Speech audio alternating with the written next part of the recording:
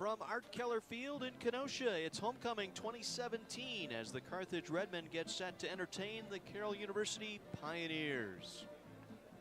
Good afternoon, everyone, and welcome into our broadcast on 1050 WLIP, WLIP.com, and a special welcome to those viewing on the Carthage website today, on our web stream and our video stream, and all the alumni across Kenosha and across the country tuning in today for this special ball game between the Redmen and the Carroll University Pioneers. Old Musket at stake here today, as it's a trophy game between these two schools. We'll talk about that in just a couple of minutes. But the Carthage coming in with a record of 3-1, 1-1 in the CCIW. Carroll at 1-2, their only victory in conference. They defeated Augustana 2 weeks ago.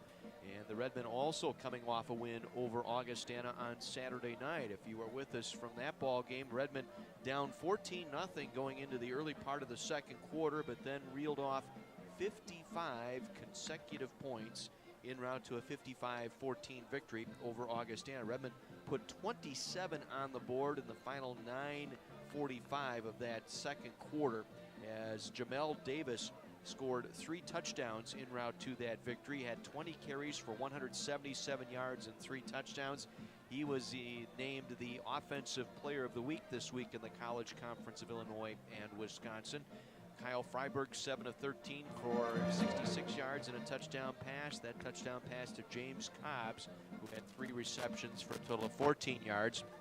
And the defense played a role, getting 2 pick sixes in that ball game. Amani Dennis with a pair of interceptions, including an interception return for a touchdown, and Albert Rogalski starting in place of Virgil Young last week. Rogalski, the junior out of Wilmot High School, with a pair of interceptions, including a 32-yard pick six against Augustana. So the Redmen rolled up nearly 300, or over, I should say, 300 yards of offense, 327, keeping Augie in check at 206 in that ball game. Redmen coming in averaging 31 points per game while giving up just a shy of 13 per game. Passing defense is the key there. Redmen are first in the conference in pass defense, allowing just 93 yards in total pass yardage per game, and the Redmen will have to work hard at that here this afternoon. We'll talk more about that in just a moment. Kyle Freiberg will get the start today at quarterback, and we'll hope to see that running triple head option of Lafayette McGarry, Jamel Davis, and Dominic Lucido. Davis, who's shaking off some injuries from back in training camp back in August, and finally getting healthy now, and he is starting to pick up his stride just a little bit. Redmen a little bit dinged up on offense. Azu Wiggum going to try and give it a try today at tight end once again. Robert Lee's going to back up at fullback and at tight end today as Jarrett Blotkamp continues to nurse an injury.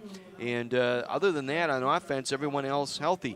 Defensively for the Redmen, that's where they are a little bit dinged up coming into the game today. The most notable, Jacob Seimer. If you were with us last week, early in that third quarter, Seimer sustained a knee injury in that contest. He is not in the lineup here today.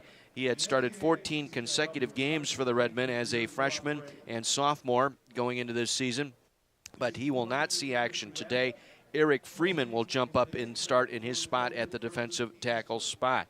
And he will be backed up by Dylan Ramirez, a freshman, at that defensive tackle position. The linebacking core has been outstanding between Emma Trost and Nick Gansky.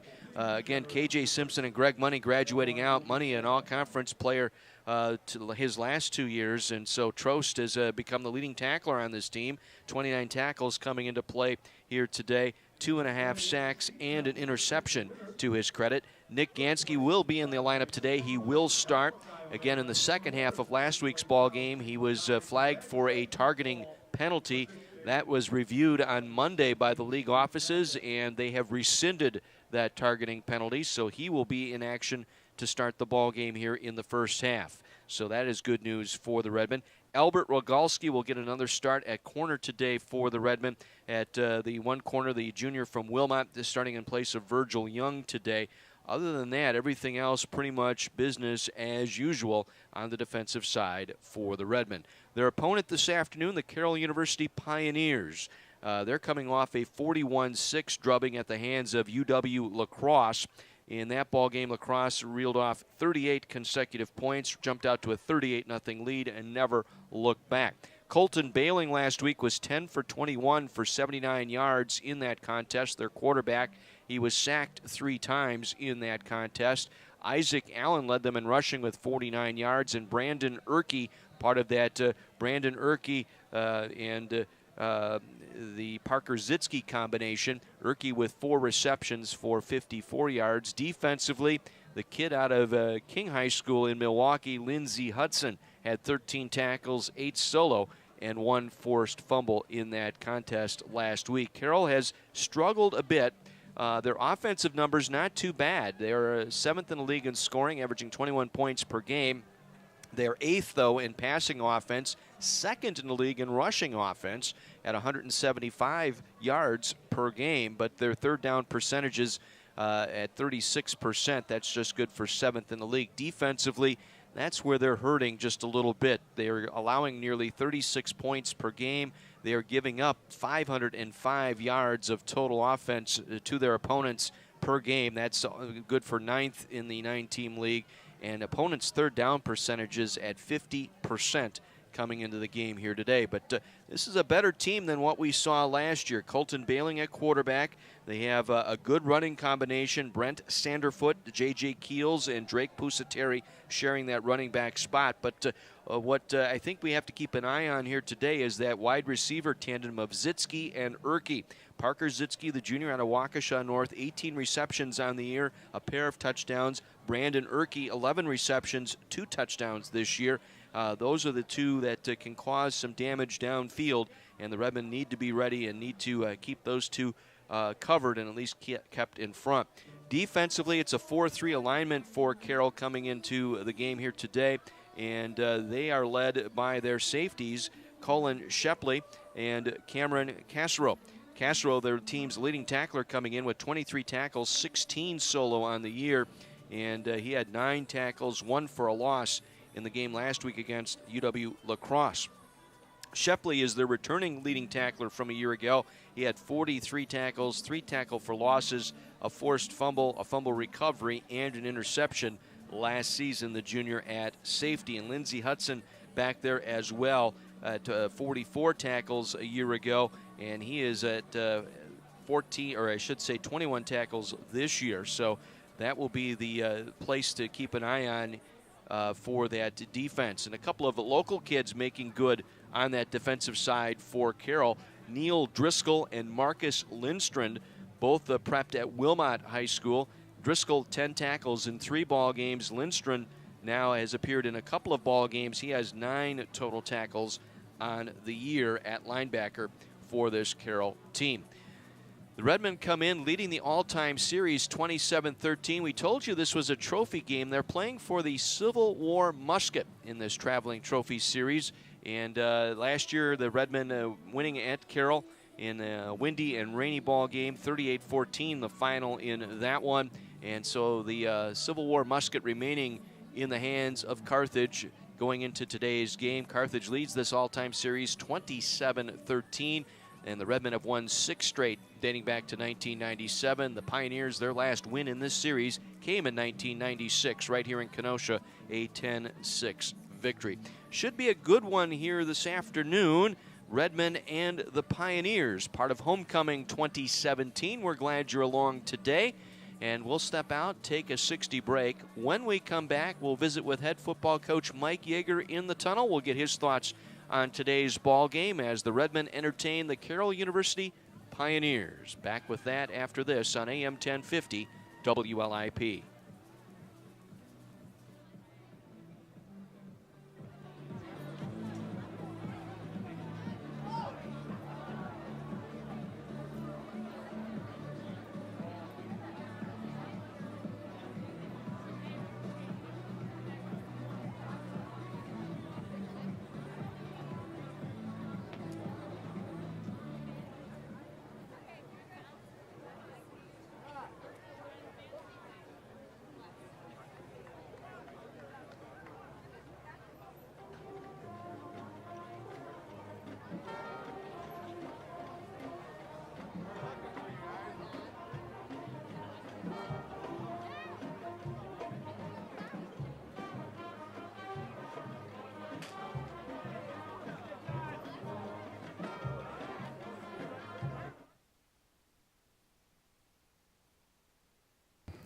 Welcome back to Art Keller Field, everyone. Homecoming 2017 today as the Carthage Redmen get set to entertain the Carroll University Pioneers. The Civil War musket game this afternoon here in Kenosha, joined in the tunnel now by head coach Mike Yeager. And Mike got through I think the toughest part of the schedule here, playing 3 of your first 4 games on the road with a 3-1 record, and that included back-to-back road night games. Yeah, no, it was a challenge with the schedule, and makes it a little bit harder on the kids and the staff, but we got through it, and hopefully we can come out and perform well today.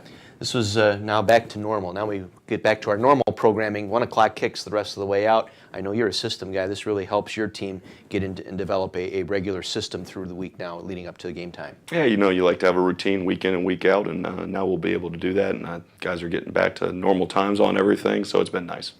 Big victory in Rock Island on Saturday against Augustana last week. Kind of a slow start there. First 2 touchdowns scored by Augustana. You had a 14-0 deficit there early on. Well, I tell you what, I give them credit. We knew they were going to come out and play really well and play really hard. Their backs were against the wall, kind of the season on the line for them.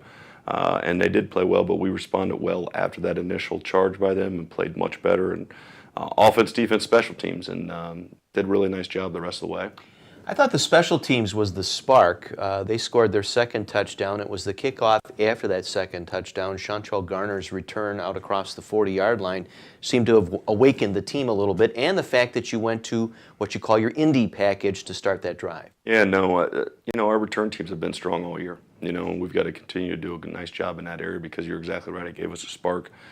Then we were able to go to our indie or quick tempo, whatever you want to call it, and go straight down the field and score real quick. And then right after that to come back with a turnover and put more points on the board, and it was an avalanche. And all of a sudden you look up and we've got 27 points in a real quick time span.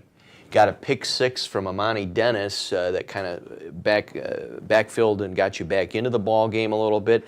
And he had 2 interceptions in the ball game, as did Albert Rogalski, thrown into a starting role. The Wilmot grad getting an opportunity to start because of injury and made the most of his start, returning 132 yards for a touchdown. Yeah, no, Amani's been playing really well all year.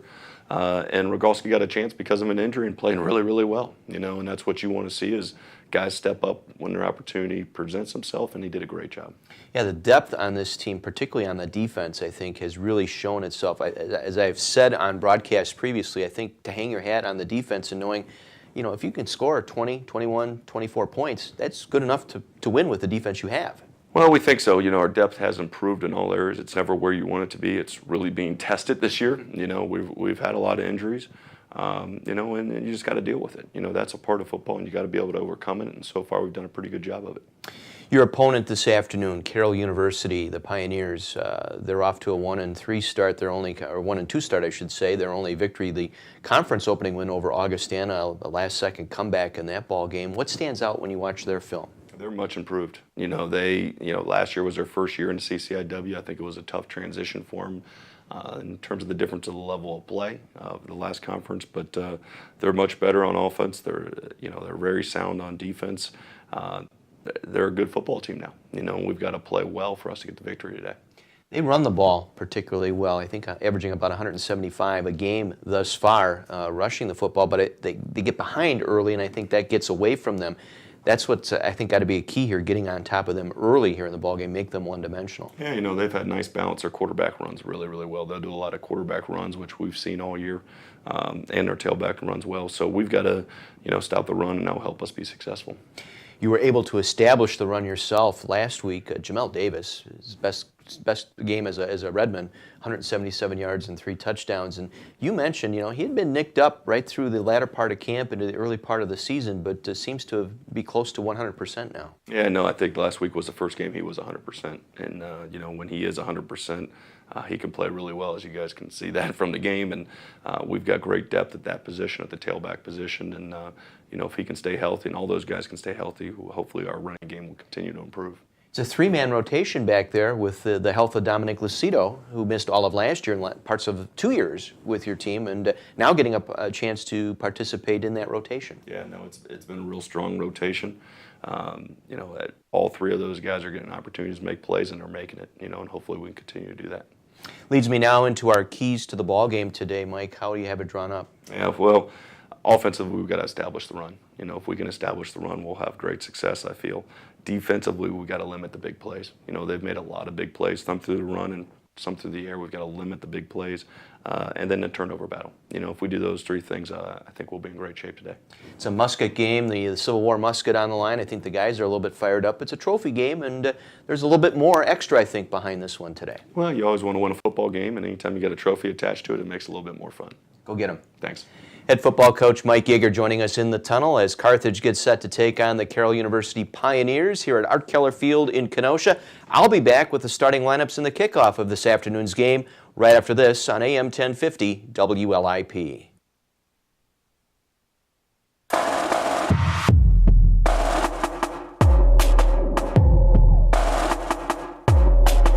Philosophy of the football program is win the day, which is excelling to be your best in all areas every single day. We're dream makers here. We fulfill dreams academically, athletically, and as a whole person. We have some of the best athletes.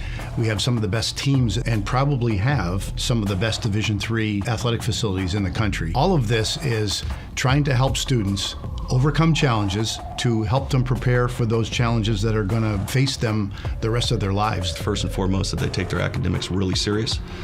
They're competitive people, and that they love football.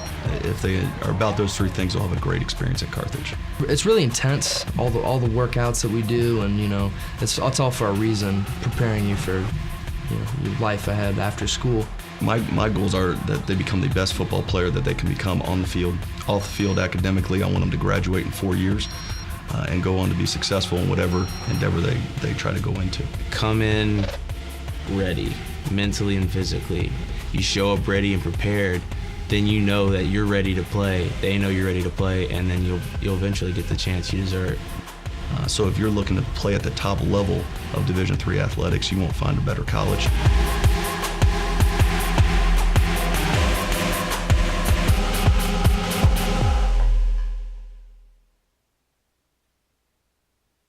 To take on the Carroll University Pioneers. Let's set the starting lineups first for the visitors from Waukesha. On offense at left tackle, it'll be Riley Nass, a 6'7", 315-pound junior out of Eustisford. Left guard, Connor Forbes, 6'2", 320, a junior out of Rockton, Illinois, prepped at Hononegah High School. The center will be Adam Simon, a 5'11", 305-pound sophomore out of Oak Forest, Tinley Park. Right guard, Kevin Johnson, a 6', 310-pound sophomore out of Chicago, Notre Dame prep. And right tackle will be Patrick Barrett. Barrett, a 6'2", 310-pound senior from Waukesha South High School. The receiving core, David Meza is the tight end. Meza is 6'4", 240, a junior from Berlin, Wisconsin. Parker Zitsky, 5'10", 181, a junior out of Waukesha North. Brandon Erke, a 6'3", 192-pound senior out of Deerfield High School.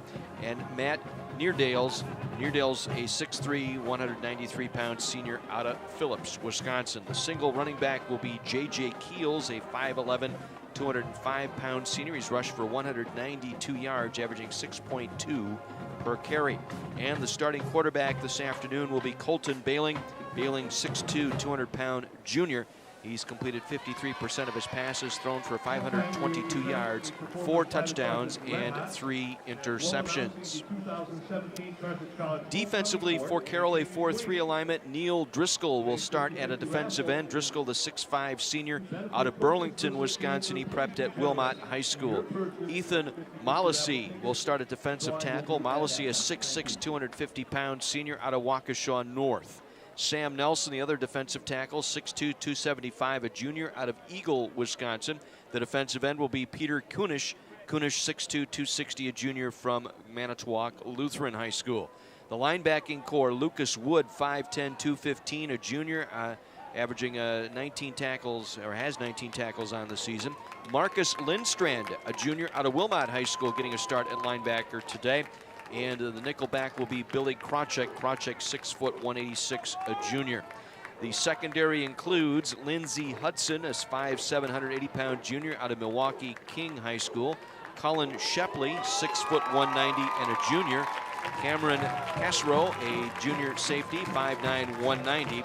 And Daquan Smith out of Racine Case High School. Smith, a 5'10", 180-pound junior. Redmen have taken the field here, and they're approaching the near sideline, awaiting the Carroll University Pioneers from making their way out. Let's give you the starters for the Redmen today under head coach Mike Yeager. Isaiah Trussell at left tackle, 6'3", 320, a senior from Case High School in Racine. Joel Godlewski will play left guard, 6 foot 255, a senior from Indianapolis, Indiana.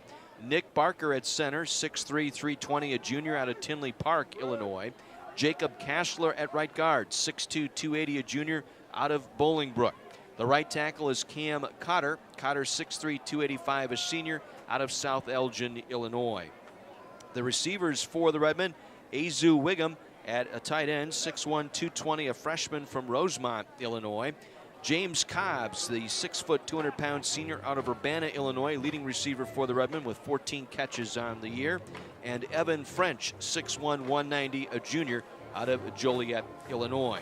The backfield will consist of the fullback Garrett Pinkel, 5'10", 235, a sophomore out of Fort Myers, Florida, and Lafayette McGeary, starting at running back, 5'8", 195, a junior out of the Hope Academy in Chicago. The starting quarterback will be Kyle Freiberg. Freiberg, 6'1", 190, a junior out of Caledonia, Michigan. Defensively for the Redmen, a 4-3 alignment. Jeremy Benke will start at a defensive end, 6'1", 250, a junior from Lake in the Hills, Illinois. Eric Freeman getting a start today ahead of Jacob Seimer, out with an injury. Freeman, 6'1", 265, a junior from Flossmoor, Illinois. Cedric Fry at defensive tackle, 6'1", 305, a junior from Urbana. And Pete Laughlin, the defensive end, 6'2", 230, a senior out of Oswego, Illinois. The linebackers, Emmett Trost, 5'11", 210, a junior out of Elwood, Illinois, and Nick Gansky, a 5'11", 220-pound senior from New Berlin, Eisenhower. The nickelback will be Chantrell Garner, 5'11", 200-pound senior out of Wisconsin Lutheran High School. And the secondary for the Redmen, Albert Rogalski will make his second start today at corner, 5'10", 170, a junior out of Wilmot High School. Jogi Bumba at strong safety, 5'9", 180, a junior out of Urbana, Illinois. The free safety will be Amani Dennis. Dennis with a couple of picks last week, including a pick six 27-yarder, 5'11", 180, a junior out of Wheeling, Illinois. And Connor Calvert rounds out the starting lineup at 5'9", 180, a junior out of Caledonia, Michigan. Other games this afternoon in the CCIW, and get used to this because it'll be a 5-game weekend starting next year, as it'll be Milliken at North Park this afternoon. Number 19, Illinois Wesleyan, is at number 5, Wheaton. Number 4, North Central, is at Washington University down in St. Louis today at Francis Field. And Wash U will be joining the league next year as the 10th football member of the CCIW. And the other game this afternoon in Elmhurst, the Blue Jays hosting Augustana. Captains getting ready to meet at the center of the field for our coin flip this afternoon. What has turned out to be a gorgeous afternoon, 62 degrees here in Kenosha, with an east-southeast wind at about 10 miles per hour and clear skies, not a cloud in the sky here at Keller Field.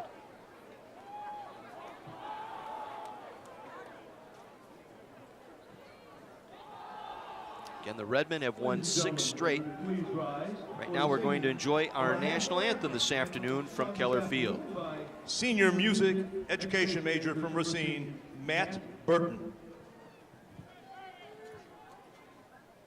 Oh, say can you see by the dawn's early light what so proudly we hailed at the twilight's last gleaming, whose broad stripes and bright stars through the perilous fight o'er the ramparts we watched were so gallantly streaming, and the rockets' red glare, the bombs bursting in vain.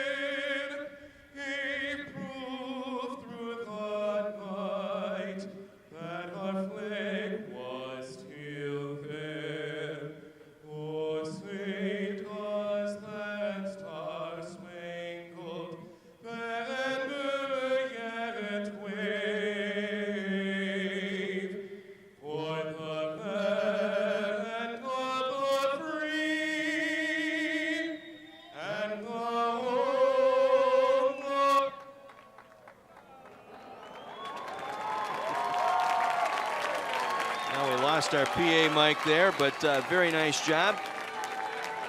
Michael Burton with our national anthem out of Racine today, one of the senior music majors here at Carthage College.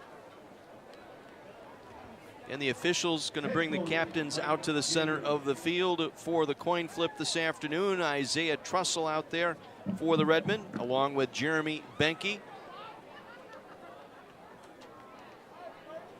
Emmett Trost and James Cobbs locking arms here on the near sideline, ready to make the walk out to the center of the field. Attention to the north end zone against Bev Keller, presenting this afternoon's game ball to Carthage head coach Mike Yeager. Bev Keller down to the north end zone. Bev Keller, the widow of Art Keller, the great football coach here at Carthage College, handing the game ball over to Mike Yeager, our head football coach. And now the captains making their way out to the center of the field.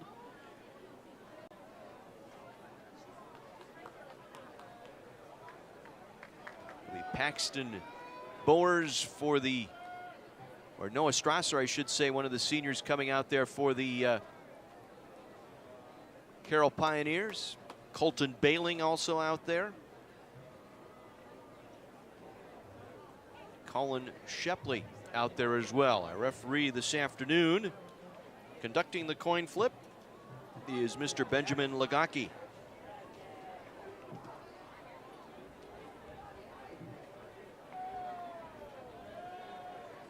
Carroll won the toss and deferred. Carthage will receive. Good luck. So Carroll winning the coin toss, deferred to the second half. The Redmen will receive and defend the north end zone. Carroll the south end zone this afternoon. Carthage College football on AM 1050 WLIP and WLIP.com is brought to you in part by Armored Seal Coating. For patching, crack filling, striping, or complete seal coating, go to armoredsealcoating.com. By Luigi's Pizzeria, dine-in, take-out, and delivery, 39th Avenue, just south of Highway 50.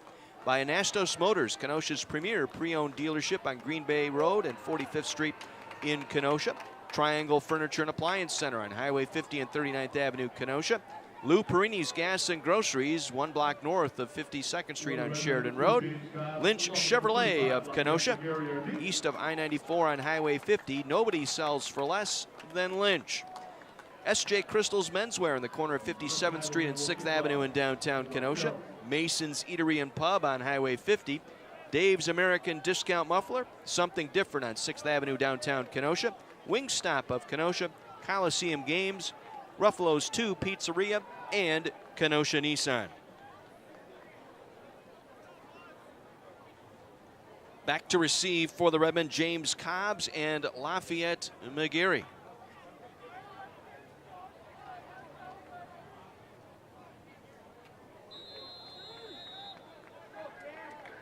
Griffin Eidelman has it teed up at the 35-yard line. The run up and the kick.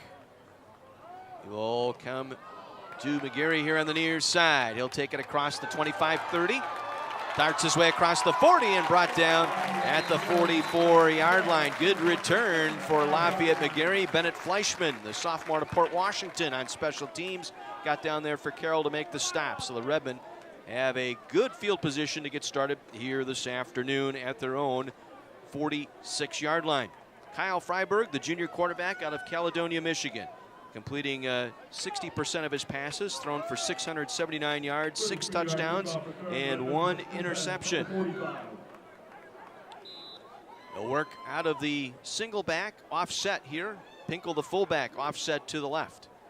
Freiberg will work from the pistol. And the first give is to Jamel Davis. Breaks a tackle up the middle. Davis across midfield, going right up the middle to the Carroll 47-yard line. Good strong run up the middle. Again, the offensive line, the key here, as they got real physical with Augustana last week throughout that ball game, and Davis able to make his way up to the second level. Cameron Cassero, the safety, brought him down. Gain of 8, second down and 2 for the Redmen at the 47 of Carroll. Cobbs in motion to the right, and they will hand it off. This is Davis again, plows his way up the middle, moving the pile forward inside the 45, down to the 43-yard line. Pickup of 5 for the Redmen and a first down for Carthage. Good job just running right up the gut. They're going right behind Godlewski, the left guard, and Nick Barker, the center, for the Redmen. Davis again, the single back. French lined up left side, Cobbs to the right side. They'll do the old flea flicker to Davis, back to Freiberg, going to throw it over the middle, looking for Cobbs. Caught! End zone, touchdown, Carthage College. Cobbs over the middle, had a defender draped all over him. That was Cassereau, and he somehow beat his man for the touchdown. A 42-yard flea flicker that time. Davis back to Freiberg. Freiberg over the middle, found Cobbs, dropped it right over his shoulder, and took it into the end zone for the score. Went over Daquan Smith, the junior corner, for Carroll. 6-0 Carthage. The snap, the spot, the kick for the extra point is up, and it is good. A minute and a half in, 7-0 Redmen will step out for this 60 break. You're listening to Carthage football on 1050 WLIP.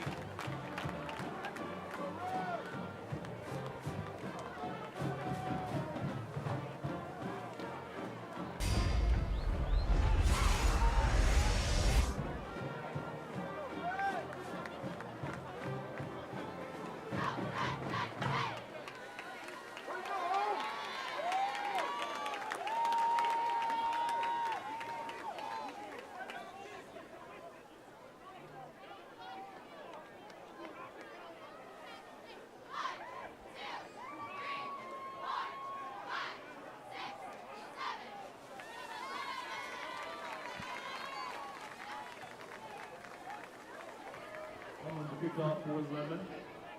Weiser to the Duke. Along with Van Sheep.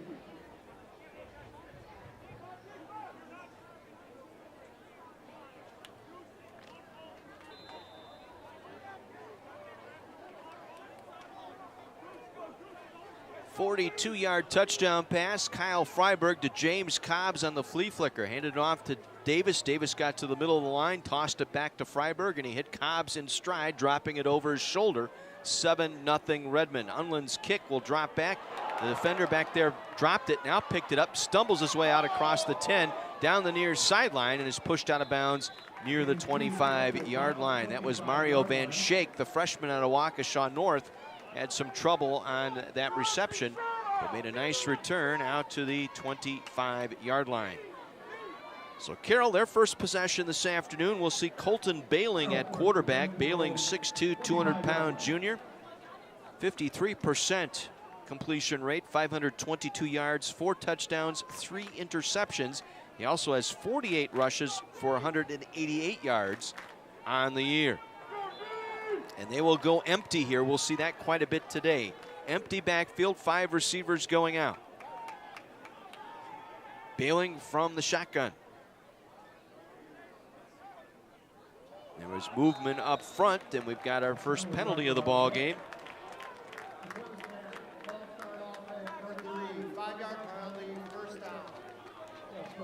Drake Pusateri, who's lined up in a slot on that left side, flinched on the hard count by Bailing. And so a 5-yard penalty will make it 1st and 15 from the 20-yard line. Again, they'll go empty, 5 receivers, 3 to the left side. And it'll be Bailing trying to go up the middle. Bailing across the 20, fights his way forward out to the 24-yard line. Chantrell Garner was the first one in there. Make the stop for the Redmen. Garner, the senior out of Wisconsin Lutheran High School, along with Gansky. Good to have Gansky back in there. He got the targeting penalty in the 3rd quarter last week, missed the entire second half, and that penalty was reviewed, as all targeting penalties are in the CCIW, on Monday, and it was rescinded, so he is in there and the starting lineup. Again, they go empty here, as they will send a man in motion far side Zitsky. It'll be Zitsky on the jet sweep coming around the left side, and he's stopped across the 25, short of the 30-yard line. Amani Dennis, the safety, in there to make the stop for the Redmen. Stop well short of the first down, and it'll bring up a 3rd down in about 5 here from the 30-yard line for the Pioneers, going left to right here in this first half. Been primarily an empty backfield here. Let's see what they do here. They bring Misa, the tight end. He'll line up in a wing here to the near side. They do have a back in the backfield. As Bailing again will take the snap from the pistol. He wants to throw, dumps it out. It's intercepted.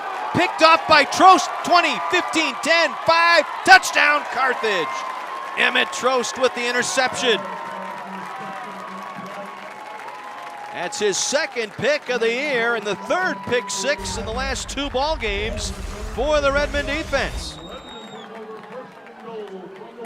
Bailing forced to throw that one, and they'll mark him down at the 1 yard line, they say. His knee went down before he got it into the end zone.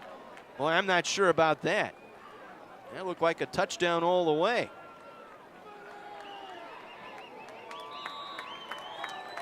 So Redmond will have to come out. They said he was down short of the goal line. Looking at the replay, looked like he got in. But Trost, his second pick.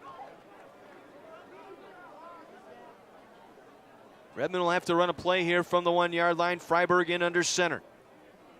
The give is to Davis. Davis picks his way forward, fights his way in the end zone. That's a touchdown, Carthage College. Jamel Davis, his 4th touchdown in the last 2 ball games, and it's 13-0 Carthage, but a penalty marker on the play. After the play, unsportsmanlike conduct, number 42. Unsportsmanlike conduct, the call against the Redmen on Garrett Pinkel. That penalty will be assessed on the kickoff. And so Eric Pinkel, a little excessive celebration being flagged. That is his first unsportsmanlike of the day. We're watching the replay here. It was Davis. Went in from 1 yard out. The extra point now by Unland. Snap, spot. Kick is on the way, and the kick is good. 12:08 to play here in this first quarter. 14-0 Carthage will step out. This is Carthage Redmond football on AM 1050 WLIP.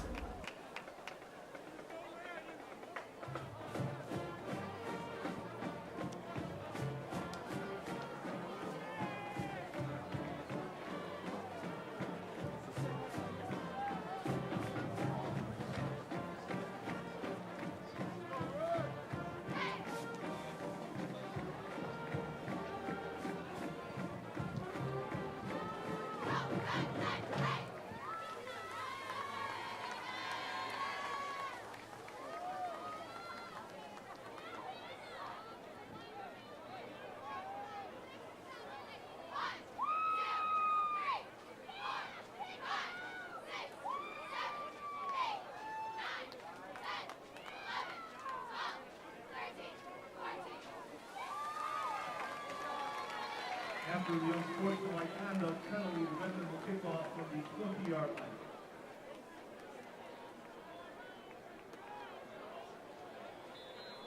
One play, 1 yard touchdown run by Jamel Davis following the Emmett Trost interception. And watching the replay again, it certainly looked like Trost got that one in the end zone for the touchdown. But Carthage leading now 14-0. The 15-yard unsportsmanlike conduct penalty. Unland will kick from the 20.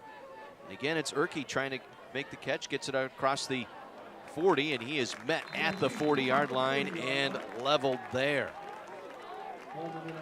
Mario Van Schaik on the return, and he is still shaken up at the 40-yard line as he took a vicious hit as he got to the 40-yard line.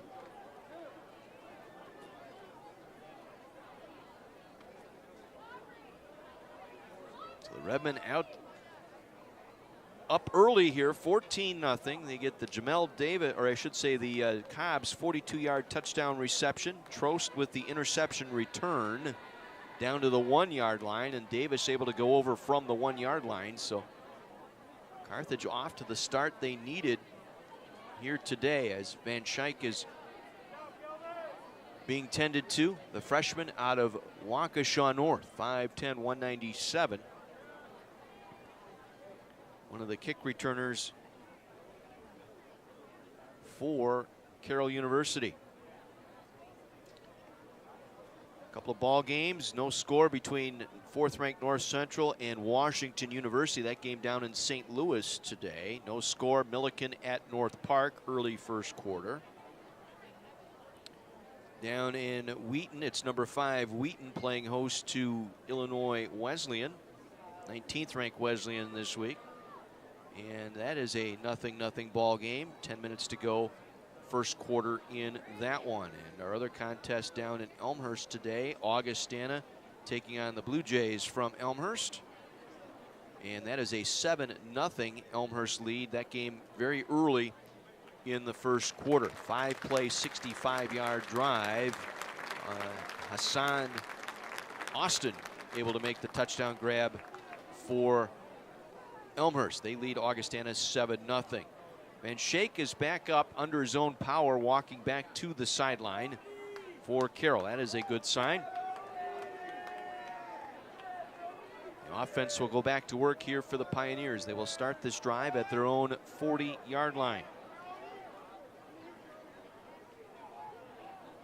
Colton Bailing, who was intercepted, has now thrown 4 interceptions this year to go with 4 touchdowns.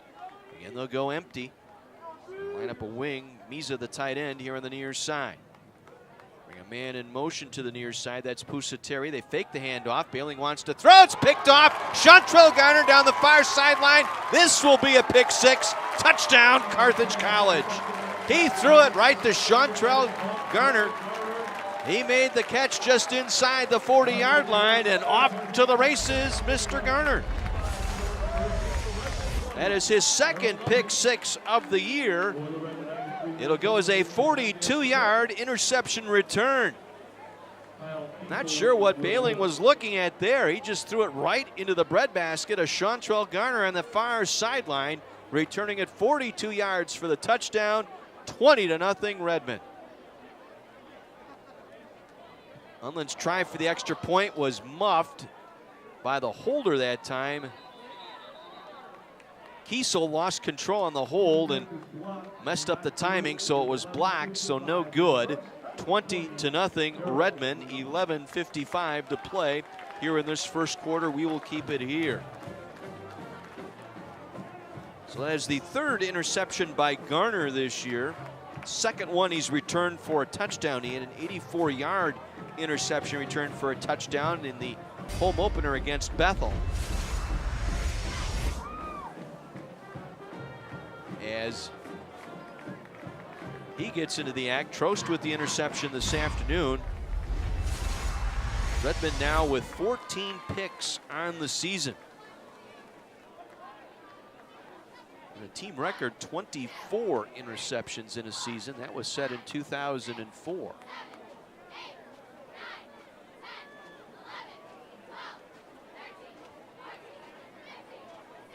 So the Redmond up 3 scores here. We're barely 3 minutes into the football game. Unland on for the kickoff.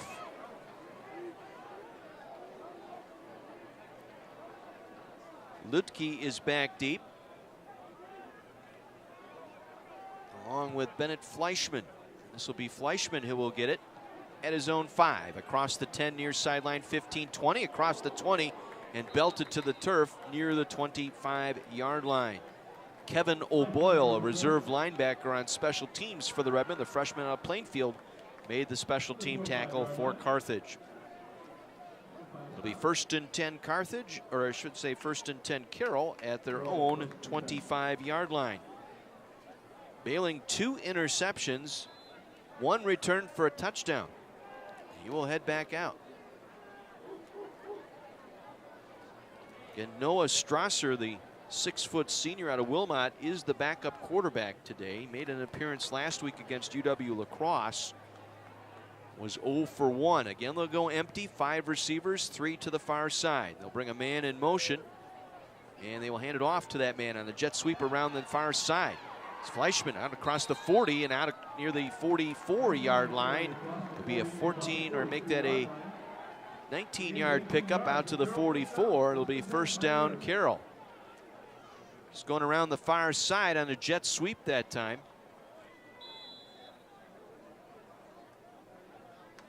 Bennett Fleischman, sophomore at Port Washington High School, gets the first down. So Carroll trying to settle things down. Again, they'll go empty, 3 receivers. Pusateri in motion. He'll come back, run it up the middle, and he'll run right into the Cedric Fry, who wrestled him to the turf just across the 45, make it the 47-yard line. Gain of about 4 on the play that time for Pusateri. Lined up as a receiver, went in motion to his left, then circled back around and took the handoff from Bailing.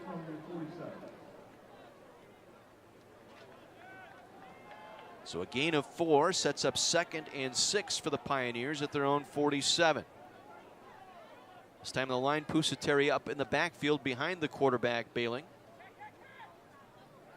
And he'll take the handoff, tries to work left side, nothing doing. Chantrell Garner and Cedric Fry both there for the Redmen. No gain on the play, sets up 3rd down and 6 here for the Pioneers. Pioneers converting on 36% of their 3rd downs this season.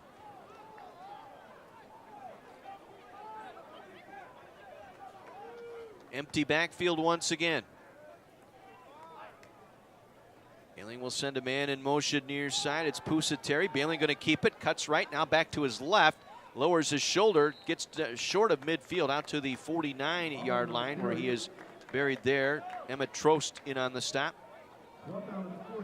So short of the first down at their own 49 are the Pioneers. And Austin Harder on to punt for Carroll. Harder had 7 punts last week against UW La Crosse. Ryan Cruiser for La Crosse returned one back 52 yards for a touchdown a week ago. Tommy Bazarek standing deep. He had quite a week last week, 99 return yards. Drifting to his left, signaling for and making a fair catch at his own 17-yard line. 34-yard punt, no return, down at the 17-yard line. 9:24 to go here in this first quarter. 20-0, Redmond. Freiburg to Cobbs, touchdown pass of 42 yards. Jamel Davis, a 1-yard touchdown run. And then Chantrell Garner, a 42-yard interception return for a touchdown. The scoring by the Redmen here in this first quarter. Lafayette McGeary will line up at the tailback spot here for the Redmen.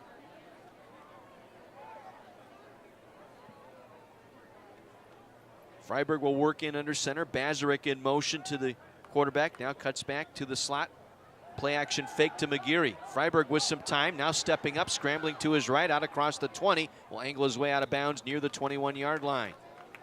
We have gain of 4 by Freiburg that time, as secondary did a nice job shutting down the Redmen deep that time.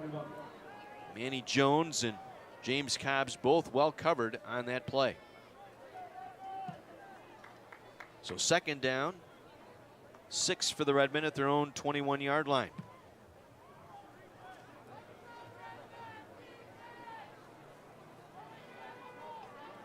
Cobbs comes in motion near side, will line up in a slot near side along with Jones. And the give is to McGeary.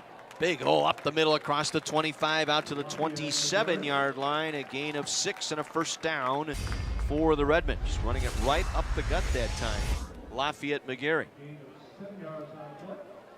Went untouched through the early part of the line. Nice good block up front. Pickup of 7 total for McGeary on that play. Again, a good job up front. Anthony Kudra is out there for that one. Put out that nice block up the middle for McGeary. 3 receivers to the near side here in first down. Now the Redmen will empty the backfield. They'll line McGeary up as a wide receiver to the right side. Freiburg's going to run up the middle, spread him out and run. And McGeary, or I should say Freiburg, across the 30 out to the 32-yard line where he is stopped there. Ethan Mollisey, the senior out of Waukesha North, with the tackle for Carroll. Brings up a 2nd down and 7 for the Redmen at their own 32. 8 minutes to go, first quarter. 20-0, Redmen. Freiburg again will line up under center. Pinkel, the fullback, offset to the left. The tailback is McGeary. He will get the call. McGeary high steps through one tackle, but then is wrestled down at the line of scrimmage for no gain. Good job up front. Molisi again making the play up front. No gain, sets up a 3rd and 7 for the Redmen at their own 32. Jones will line up to the right side. Bazarek in a slot near side along with Cobbs. Freiburg will work from the pistol. He will fake the handoff, scrambles to his right, cuts it up the field, gets the first down, takes a vicious shot at the 38-yard line. Freiburg really got clubbed by Cameron Casero that time. The 5'9" junior safety put a shoulder-to-shoulder hit on Freiburg, and he's back up, coming back to the near sideline. He's going to come out for a play here as they will run Bobby Suchecki, the senior quarterback, in here now for the Redmen. Boy, he took a shot to that left shoulder. He's going to be looked at here on the near sideline. Jake Denauer, the head athletic trainer for Carthage, talking with Freiburg here on the near sideline. It'll be a first down for the Redmen at their own 39.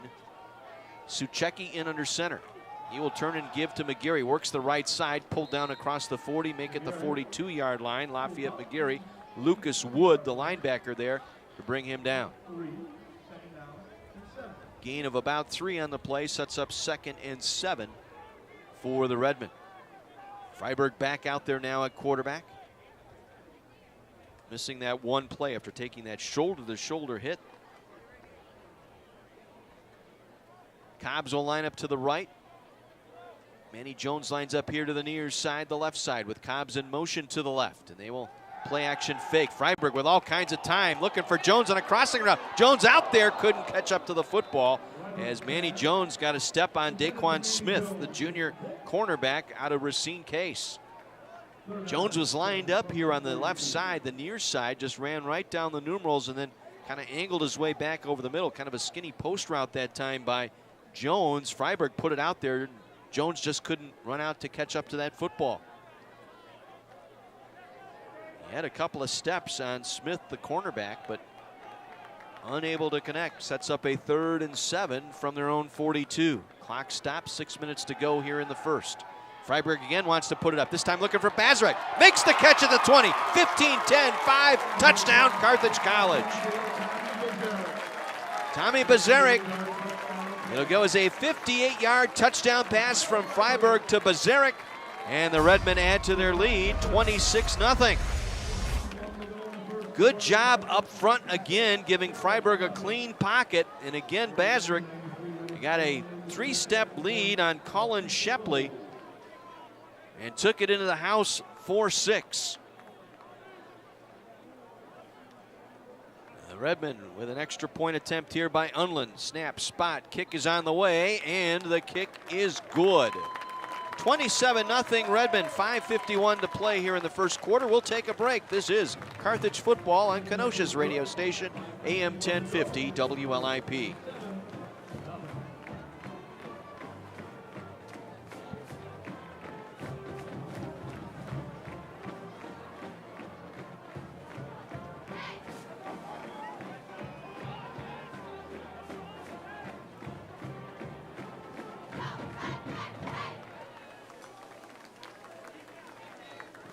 Other scores in the CCIW.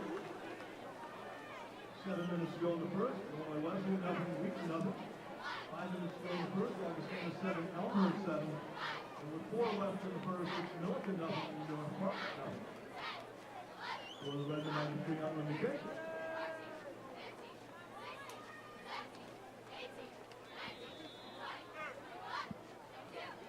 And change is deep. Along with Weiser.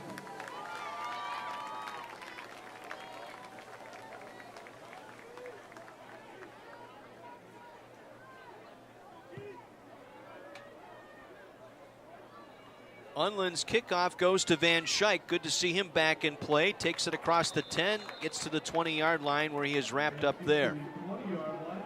Getting down the field for the Redmen. Manny Jones on special teams, along with Kevin O'Boyle. 8 plays, 83 yards in 3.5 minutes. That last scoring drive for the Redmen. Bazrick, the 58-yard touchdown reception. Second touchdown pass thrown by Freiburg today, and we're still in the first quarter. It's 27-0 Redmen. 5:46 to go here in the first.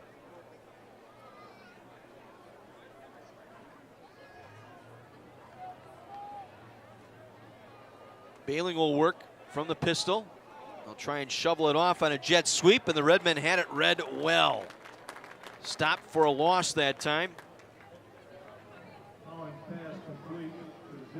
Zitsky taking it on an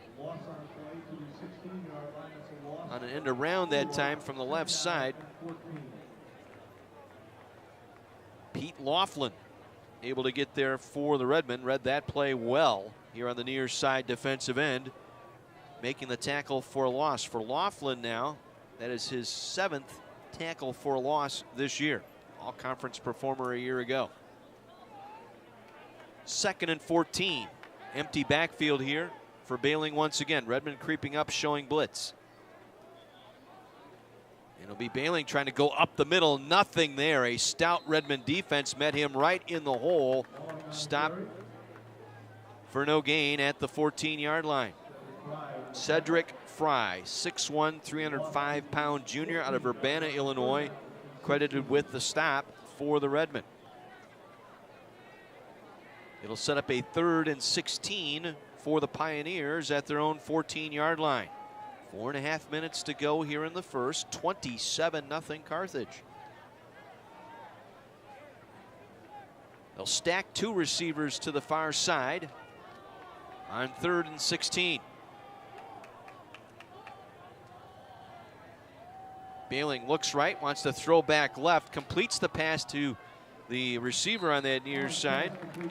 Zitsky gets it out to about the 21-yard line, and that's as far as he will advance. And the punting unit coming on for Carroll. And it was Bailing looked right, then quickly turned to his left with the pressure coming up front by Eric Freeman. And got that ball out, and Trost able to flag Zitsky down at the 21-yard line. 4th and 9, harder on to punt. Bazrick again will be looking into that sun here. Gets a good snap, the left-footed boot. Bazrick will take at his own 44, across the 45, circles to his right, far numerals 50, 45, 40, down the far sideline, angles it back 30, 25, 20, 15, 10, 5, touchdown Carthage. Bazrick returns one. He nearly had one last week. Got one 57 yards down to the 1. This week, he gets this one 56 yards to the house. The route is on. 33-0 Carthage. All 3 phases of this Carthage Redmen football team in the act here, and we're just in the first quarter. Unland for the extra point. It's up, and it is good. We'll keep it here, 3:20 to go. First quarter. You're missing quite a ball game here in the first 15 minutes. Redmen 34, Carroll nothing. Special teams getting into the act.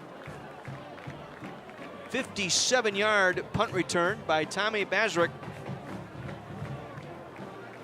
As I said, he had a 57-yarder last week that was tackled at the 1 against Augustana. So a special teams touchdown. Chantrell Garner, a defensive touchdown on the interception return for a score. Jamel Davis, a rushing touchdown. And Kyle Freiberg throwing 2 touchdown passes. Bazrick, his 2nd score of the ball game. Caught a 58-yard touchdown pass earlier in the quarter.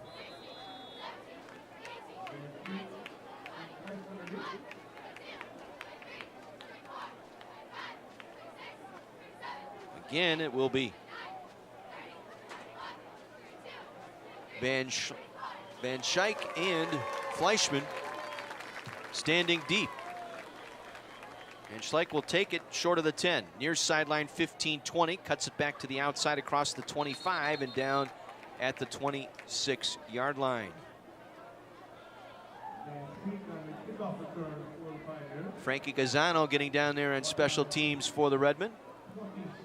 They'll mark it at the 27-yard line, and that's where Carroll will start this drive with 3:13 to play here in this first quarter. 34-0 Carthage.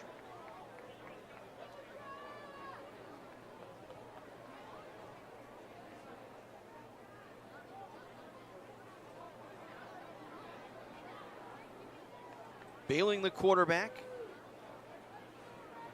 Has Keels in the backfield off to his right. Now will step up, work out of the pistol here, and we'll hand it off. Breaks a tackle to 25 and out to the 35-yard line. J.J. Keels.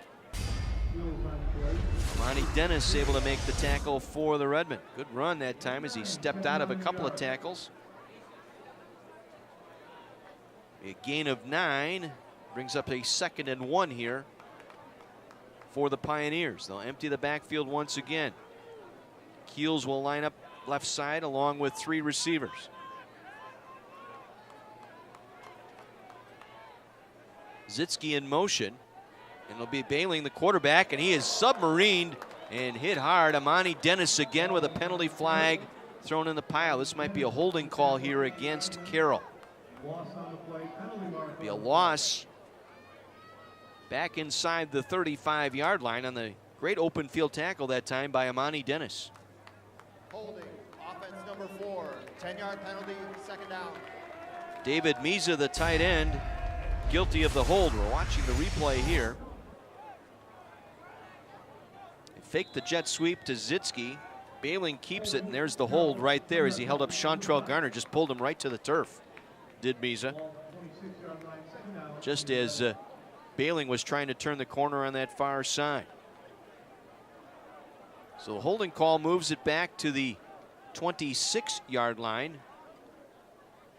Brings up a 2nd and 11 here for Carroll. Bailing fakes the pass, wants to run to his left, and is stood up just across the 25-yard line. Still moving the pile forward. Good strength by Bailing out across the 30 to the 32-yard line. Gain of about 6. Pete Laughlin credited with the stop, but give Bailing some credit at 6'2", 200 pounds. Laughlin 6'2", 230. Got an extra couple of yards after Laughlin latched on that time. Mark it at the 32, brings up a 3rd and 5 for Carroll. 1:30 to go here in this first quarter. Redmen up 34-0. They'll stack 2 receivers here to the near side. Zitsky and Sanderfoot here to the near side. Bailing looking to throw. Pocket collapses and down he goes back at the 30-yard line. Brought down on the play by Nick Gansky, the 5'11 senior out of New Berlin Eisenhower. Gansky with the sack. Brings up 4th down.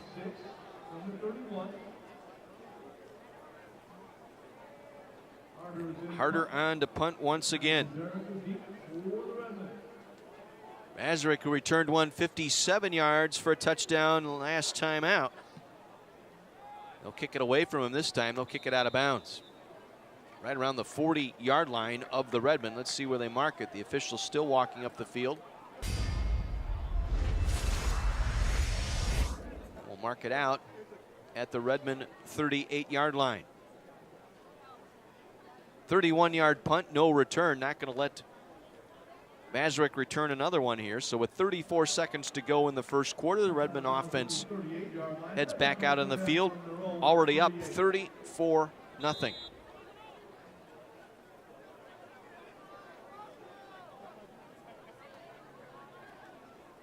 Davis is the tailback. Pinkel offset to his right.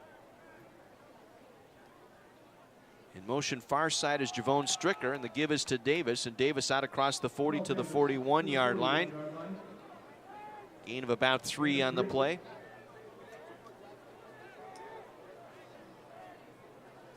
Once again, Driscoll and Mollisey there. Gain of 3, second down 7 upcoming. The Redmen are going to head to the sideline here as our first quarter comes to an end in Kenosha. What a first quarter. Special teams, defense, and offense all getting touchdowns here in this first quarter. Redmen lead at 34-0 on AM 1050 WLIP.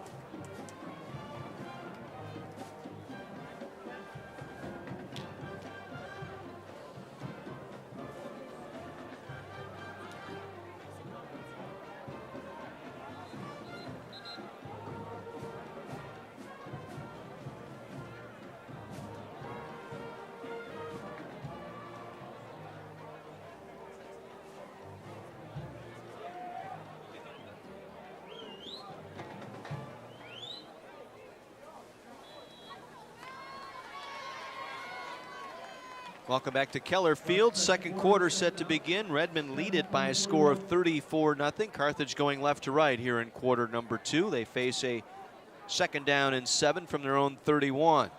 Davis around the left side. Davis out across the 45, out to the 47-yard line near the first down marker as he was wrestled down there. Stephen Vogel there to make the tackle. Junior linebacker for the Pioneers. Be stopped at the first down marker that will give him the first down. So a gain of 7 on the play for Davis.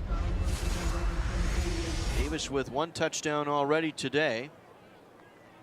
5 carries for 24 yards and that touchdown so far for Davis. Now Suchecki in at quarterback.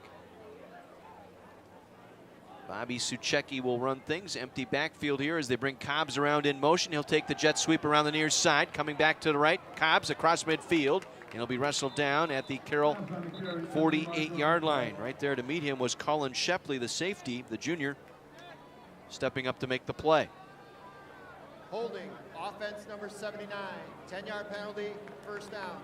That'll go on Isaiah Trussell, left tackle, well away from the play. That play designed to come back right side. Trussell, left tackle, called for the hold. That is the first penalty on the Redmen this afternoon.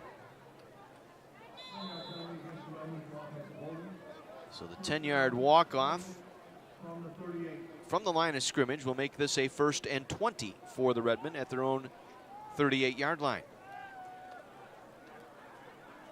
Freiberg back in there at quarterback. He will take the snap. He will keep it himself, and he'll go down back at the 35-yard line. Trying a little read option that time, read incorrectly. As he was wrapped up by Mollisey back at the 34-yard line. It'll be a loss of 4. So 3rd and 20, or 2nd and 24, I should say, for the Redmen. Stricker lined up here to the near side along with Bazarek. French lined up far side. Freiberg wants to throw, swings it out of the backfield, completes the pass. With the catches, McGeary keeps his feet across the 45, across the 50, breaks a tackle out to the 46-yard line of Carroll. Going to be short of the first down, but a nice ramble that time by Lafayette McGeary. Ran over Cameron Casro, who made the tackle for Carroll.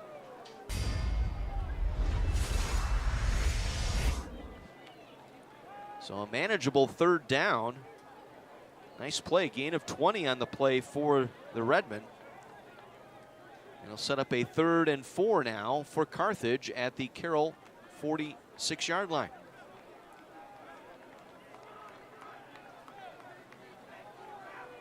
Wiggum and Pinkel lined up left side with Pinkel shuffle motion left now. As Freiberg scrambling to the near side, has some running room, now throws it out. Ball's tipped, but it's caught. Diving catch. Nope, they said it hit the turf. Head linesman coming over saying that ball hit the turf to Jamel Davis. Boy, Freiberg could have ran for the first down if he wanted to. He circled back around to his right on the scramble, then tried to throw that ball to Davis. It got tipped, and then Davis evidently trapped the ball inside the 30-yard line. So 4th down and 4. Redmond will go for it here near midfield at the 46 of Carroll. Carthage will empty the backfield. McGeary lined up in a wing to the left. Stryker now is a wide receiver left side. He's in motion. It'll be a quick kick by Freiberg. Nobody back there for the Pioneers. The ball's going to skip, hop, and roll just across the goal line for the touchback. We do have a penalty marker down at the line of scrimmage, so let's see. We may not have had enough on the line of scrimmage here for the Redmen, so hold on. Referee Benjamin Lagaki explaining the options here to the Pioneer head coach. Illegal formation on the offense, 5 men in the backfield. Penalty will be assessed on the end of the kick. 1st down, Carroll. So move the ball out to the 25-yard line for the Carroll Pioneers. I believe that penalty will go on Stricker. He was in motion and never got set at the line of scrimmage.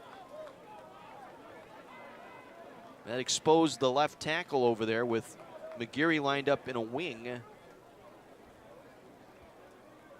So the punt, touchback, and the penalty will move the ball out to the 25-yard line for the Pioneers. 1st and 10, Carroll. 12.5 minutes to go first half. 34-0 Redmond. 34 points in the first quarter for Carthage.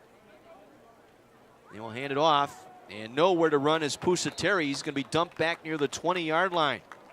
Came in motion from the right to his left, took the handoff from Bailing, and he was swarmed back at the 21-yard line.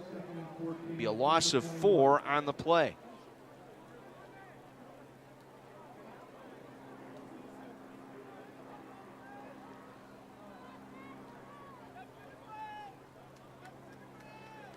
Pusateri now 3 carries for 0 net yards. 2nd and 14 from the 21. Bailing going to try and run up the middle, and he is knocked off balance, cuts back to his left, and then gets across the 25-yard line. Good effort there. Good second effort on the part of Bailing, as Cameron Stubblefield finally got him to the turf. Gain of 5, so 3rd down and 9 from their own 26-yard line. Tried to go up the middle. That clogged up in a hurry. Bounced off of a would-be tackle up the middle by Cedric Fry, and then kicked it back to his left before Stubblefield able to get him down. They'll go empty here on 3rd down and 9 from their own 26. 3 receivers to the right side. Bailing looking right all the way, steps up, hit as he's thrown, and it's nearly picked off. Incomplete. Albert Rogalski out there. Turned around late, otherwise he would have had the 3rd pick of the day. There is a penalty marker back in the backfield. I believe this will be a holding call. Holding, offense number 41. Penalties declined. 4th down. Jarrett Fintel, the extra tight end in there, 6'2" senior from Kettle Moraine High School, the guilty party. Carthage will decline it to set up 4th down and Harder on to punt. Tommy Bazarek standing back at his own 35-yard line. He's returned one 57 yards for a touchdown back in the first quarter. Don't think Harder's going to kick it to him. Come back near side, try to get it near side. Hangs up in the air. Bazarek will circle back, make the catch at the 31. Makes the first man miss, circles back again. Penalty marker down. This will be a block in the back as Bazarek still trying to gain yardage. Another flag is down as he gets across the 40 and out of bounds at the Carroll sideline. Far sideline is Bazarek across the 40-yard line, but this will be coming back for a couple of penalties here. A couple of block in the back calls and a blindside hit by one of the Redmond players on that far sideline. We'll see how this is all ruled here.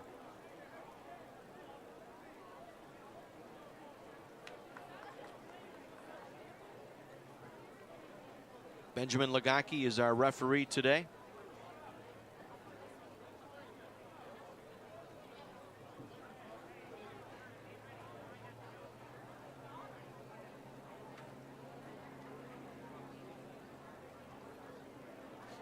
taking a long time sorting this out.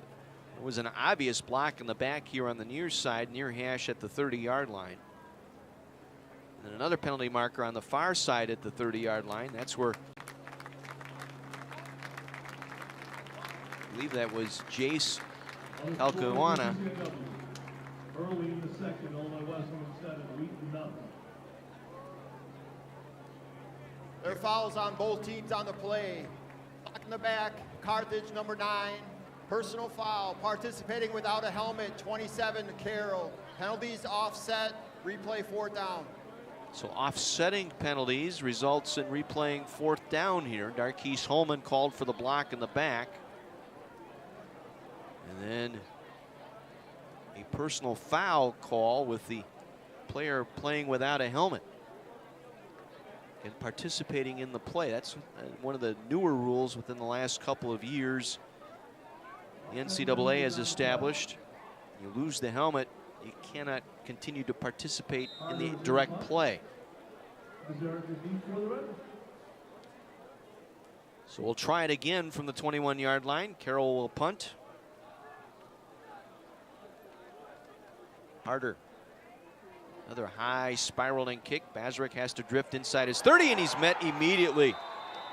Good play by Carroll's special teams. Lucas Ludke out of Thomas More High School getting down there to make the play for the Pioneers. He was one of the gunners here on the near side, and Bazarek, fearing no one, did not signal for a fair catch and got drilled immediately as he made the reception, lucky to hang on to that football. They'll mark it at the Redmond 28, 10:43 to go first half. 34-0 Carthage, 1st and 10 Redmond at their own 28-yard line. McGarry the single back.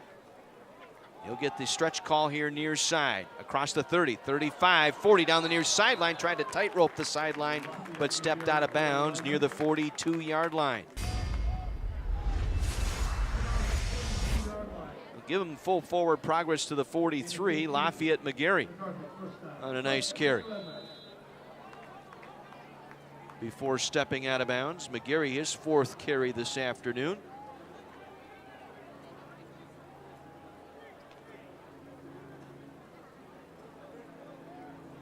He'll stay in the ball game. He'll line up in the backfield behind Freiberg. 1st and 10 Redmond. Cobb's in motion. Now will line up in the backfield.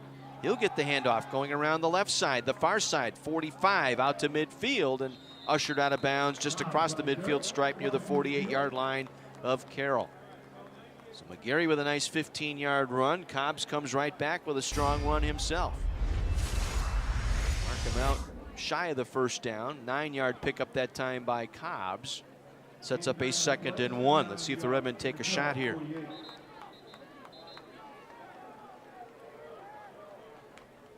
Suchecki in now as a quarterback.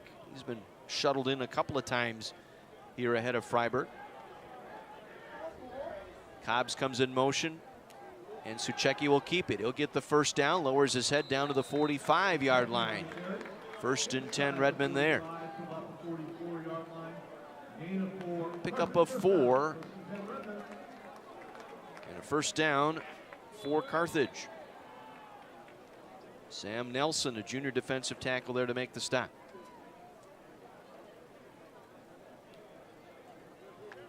So it'll be Redmond ball at the Carroll 44-yard line. 9.5 minutes to go here in the 2nd quarter. 34-0 Carthage. Manny Jones in now as a receiver here to the near side, along with Cobbs and Kiesel.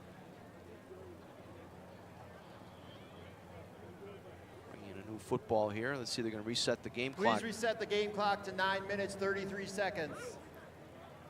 Reset the game clock to 9:33 here.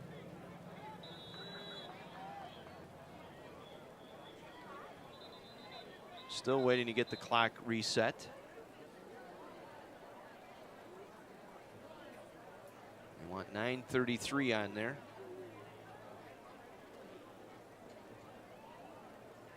Redmond will have a bye week next week. Please reset the game clock. Thank you. Redmond will have a bye week next week before entertaining Elmhurst here at Art Keller Field on the 14th. Empty backfield here. Freiberg with some time, scrambling to his right now, wants to throw, will throw it away here to the near sideline, incomplete. At Manny Jones and Cobbs. At Cobbs deep, Jones short, just elected to throw that one away. And he was out of the tackle box, so no grounding call there. 2nd down and 10 from the 44-yard line.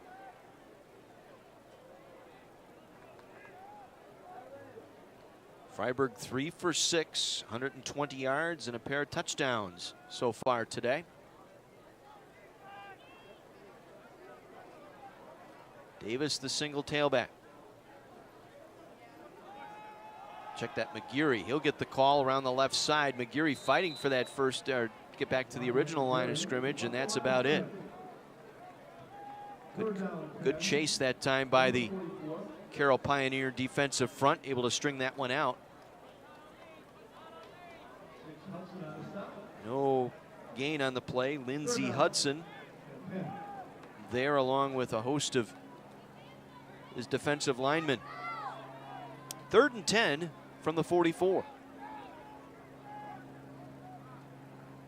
Dominic Lucido in there now as the single running back. 2 receivers to the left for Freiburg, who wants to throw. With some time now, it breaks down, and he'll be sacked back at the 45-yard line.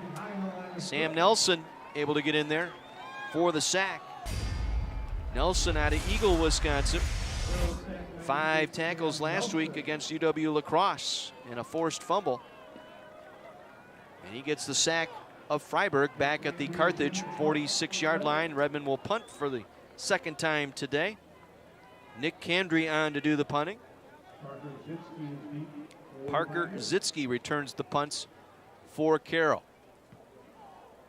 Candry gets off a wobbling kick that Zitsky will take at his 16-yard line. Gets through one man, tries to fight the other, and cannot, as Kyle Kiesel gets down there on special teams to make the tackle.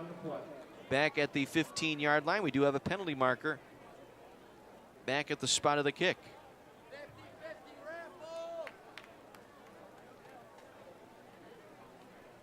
We may have a running into the kicker here. Running into the kicker, return team. Penalties decline, 1st down. Redmond will decline that penalty, as it would not have been enough for a 1st down. They'd rather take the field position here, force Carroll back at their own 16-yard line. 7:52 remaining here in this first half. It's been all Carthage here today. They got the scoring off early. A flea flicker. Freiburg handing off to Davis, who flipped it back to Freiburg, who then threw it down the middle for James Cobbs, 42-yard touchdown pass. Trost with an interception return to the 1. Davis with a 1-yard touchdown run. Garner with a 42-yard pick 6. And Freiburg hit Tommy Bazarek for a 58-yard touchdown. Bazarek with a punt return for a touchdown as well. That's where the Redmond lead here. J.J. Keel's getting the carry here. Gansky there to make the stop.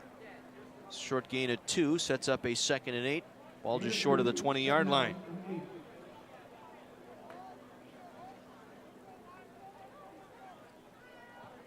And Keels will remain in the backfield, lined up behind the quarterback Bailing. Colton Bailing, the junior. Threw a couple of interceptions in that first quarter. Play action fake. He wants to throw. Going to go deep. Has a man out there. Ball in the air. Catch is made across midfield. No, incomplete. Good job out there by Connor Calvert to strip the ball of the receiver. Are they going to rule it a catch? He didn't complete the process of the catch. That ball came out. Parker Zitsky with the reception. And we'll take one more look here. I'm not sure he had it. Ball came out as he was going down.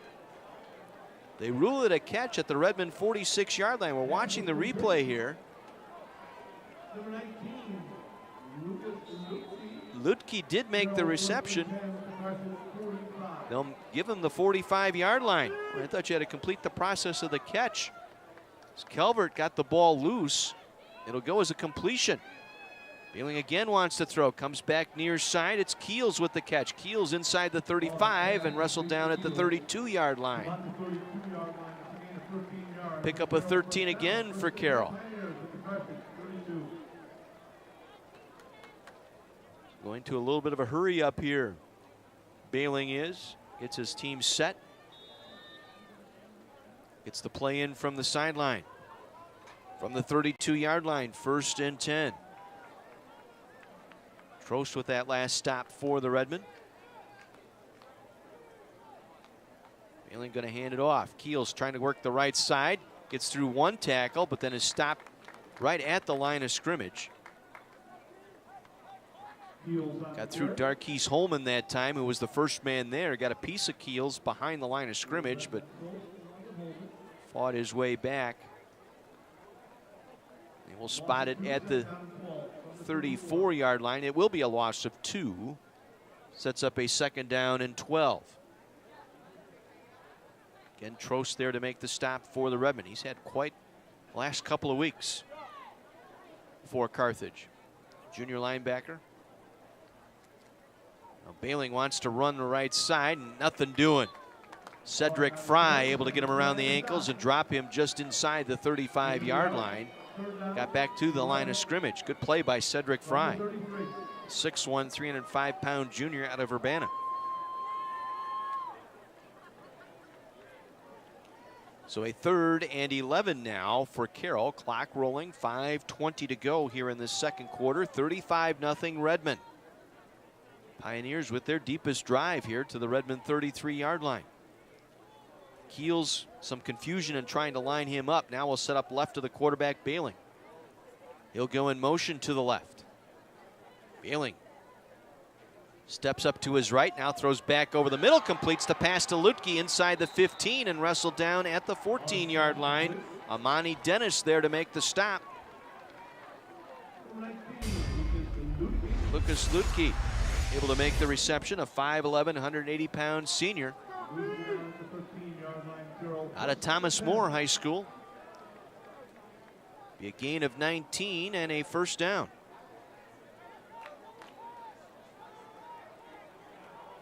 First and 10 Carroll. The Redmen 13-yard line. Empty backfield once again here for Bailing. 5 receivers going out. Going to toss it here to Keels near side. Keels nowhere to go as he is wrapped up immediately. J.J. Keels wrapped up by Chantrell Garner, who held his ground over here on the near side, set the edge. The nickelback for the Redmen.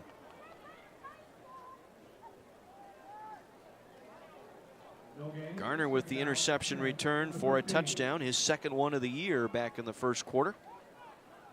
Able to come up and make the play there for no gain. 2nd down and 10, this time off the left hash mark. Bailing again will empty the backfield. Tight end lined up on the right side, 4 receivers. Pusateri in motion. They'll hand it off to Pusateri. Met in the backfield and dropped immediately by Eric Freeman. Freeman doing a nice job today. He's stepping in for Jacob Seimer, the sophomore out of Indian Trail, who was hurt. There is a penalty flag down at the line of scrimmage, far side.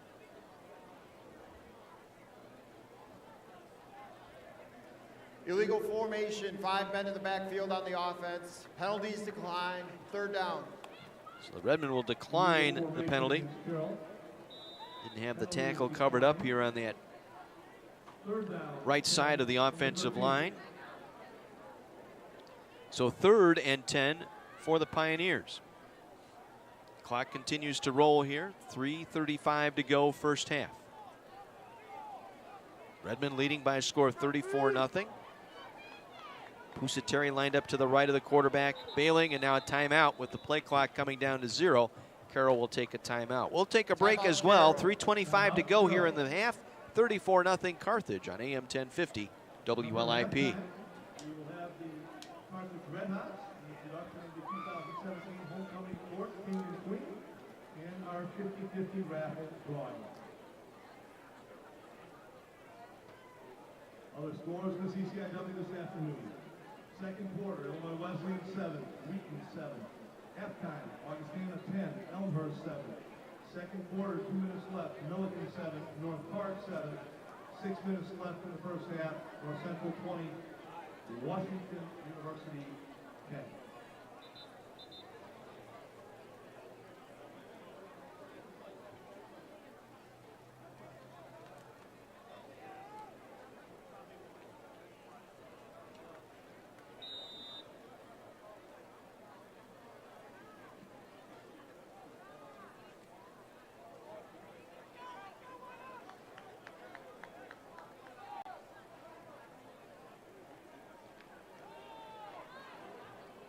3rd and 10.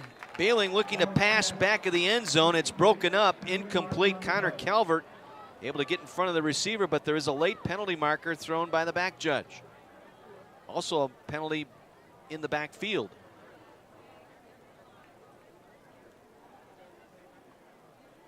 There are 2 fouls on the defense. Personal foul, roughing the passer, number 98.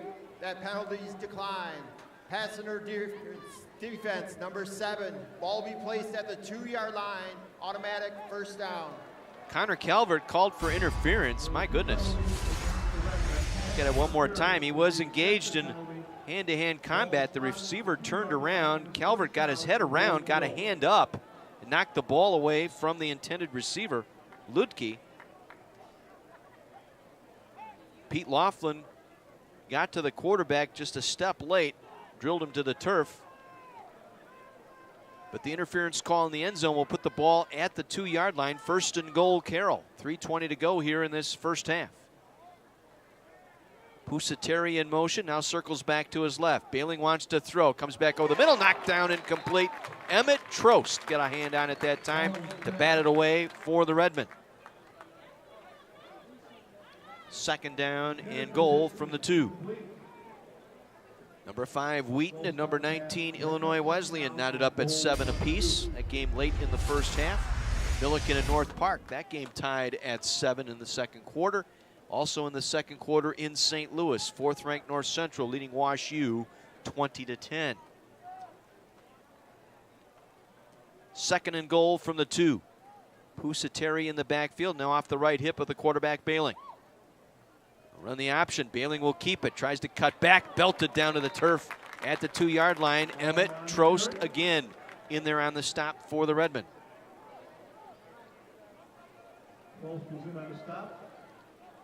Trost having one heck of a ball game so far this afternoon. It's his 4th tackle of the game. No gain on the play. 3rd down. Goal to go. Also has 2 tackle for losses so far. So no gain, sets up 3rd and goal from the 2. Clock rolling, 2:40 to play here in the half. They'll go 3 receivers to the left here. Ludke lined up in the middle, along with Parker Zitsky, and we got a false start penalty. Before the snap, false start offense, number 4. 5-yard penalty, 3rd down. That's Miza again. That's the 2nd time today he's been called for a false start. First play from scrimmage this afternoon for Carroll. He flinched out of that formation. So moves it back, 3rd and goal from the 7-yard line now for the Pioneers.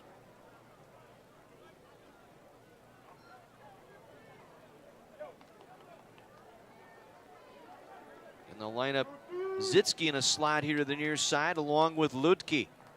Empty backfield, Bailing going to keep it. Tries to go up the middle, and he gets inside the 5 down to about the 3-yard line.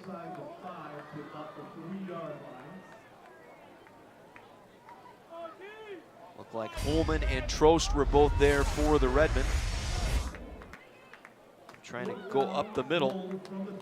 So it'll bring up 4th and goal from the 3. Carroll will go for it, down 34-0. Minute 40 to play here in this first half.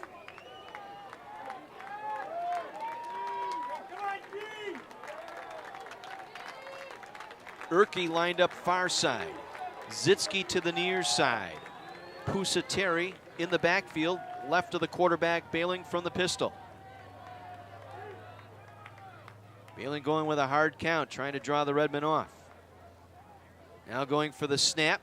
Circles back to his left, throwing under pressure, back in the end zone, touchdown, Carroll. Jarrett Fintel, the tight end, with the touchdown reception, just his 3rd catch of the season and his 1st touchdown reception of the year. Carroll is on the board, 34-6. Jarrett Fintel, a 6'2", 230-pound senior out of Keller Moraine High School, gets the touchdown grab, and Carroll on the board. Griffin Eidelman for the extra point.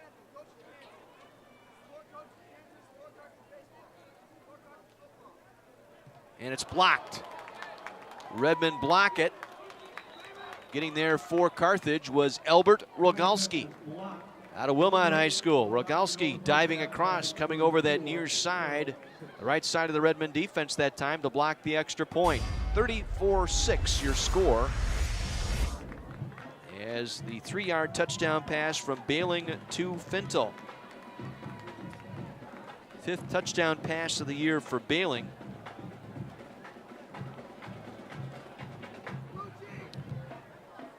That is a 12-play, 82-yard drive. A couple of penalties on the Redmen, and really the big one was the Connor Calvert interference penalty on Lutke near corner of the end zone. Kept that drive alive.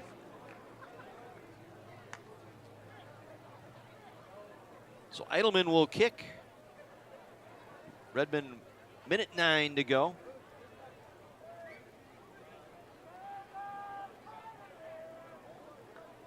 Chantrell Garner back there for the Redmen along with Cobbs. Garner had a nice return of 41 yards last week that sparked the Redmen in that second quarter. Eidelman will short kick this one. Fair catch signaled for and made at the 24-yard line. Kevin O'Boyle dropping back and making the fair catch. Wise move there, and those short kicks. Again, that's a free ball. You signal that fair catch, you can make it. Preserve the possession here. So the Redmen will get the football, their own 23-yard line with 1:08 remaining. They have all 3 timeouts remaining. See what Kyle Rooker, the offensive coordinator, has in store for the Redmen to start this drive. It'll be Freiberg coming out at quarterback. He'll have McGeary as the tailback. French lined up near side wide receiver. Cobbs the far side receiver. Pinkel the fullback. Freiberg under center will hand it off to McGeary. Probes the left side across the 25 and pulled down near the 27-yard line. Lafayette McGeary with a nice run. Tackle made by Peter Kunish. Kunish a bit shaken up here following that tackle. Check that 96 Sam Nelson.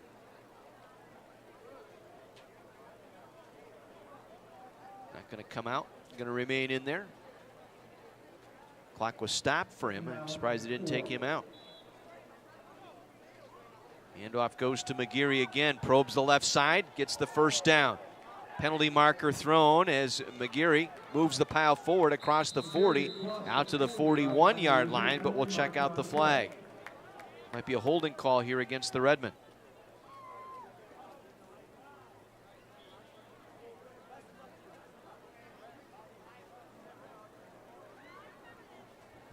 Holding, offense number 83, 10-yard penalty, repeat second down. 10-yard penalty against the Redmen for offensive holding. Offensive holding against the Redmen. I believe that would be on 88, Azu Wiggum, and not 83. They don't have an 83 on the Redmen roster. And it was over in that area where McGeary was trying to find an edge on that left side.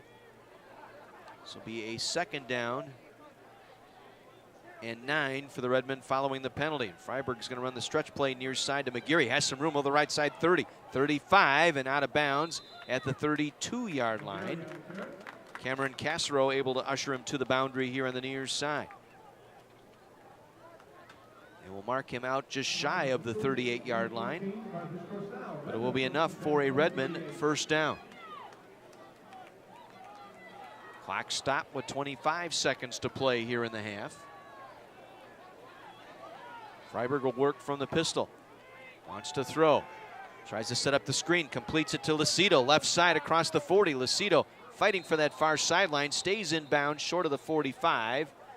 Redmen are going to let the clock run, and are they going to take a timeout here or not? Got an injured player for Carroll down at the 25-yard line. So the clock will stop for the injury with 13 seconds to play.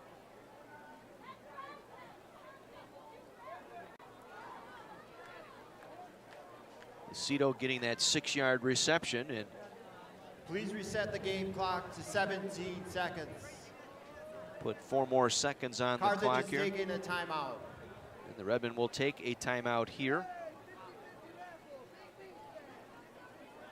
injured player for Carroll back up. And is Ethan Mollisey. Mollisey, the senior out of Waukesha North. One of their leading tacklers, 22 tackles coming into the game here today. Last season, a pretty good season for Mollisey, 38 tackles and 3 sacks. So we look at the Lucido replay here. Marcus Lindstrom, the junior out of Wilmot, got Lucido down on that last play. So it'll be a second down, a long 4 here for the Redmen. Each team with 2 timeouts remaining. McGeary gets the call, spins out of 1 tackle at the line of scrimmage, then is driven to the turf. As time stopped here with 9.7 seconds left, Redmen will take their second timeout. Want to run one more play. It was Kunish over there on that far side, I believe, who made the stop on McGeary. So timeout called. Seth Argast credited with that stop. Carthage will take their second timeout here with 9.7 seconds to play in the half.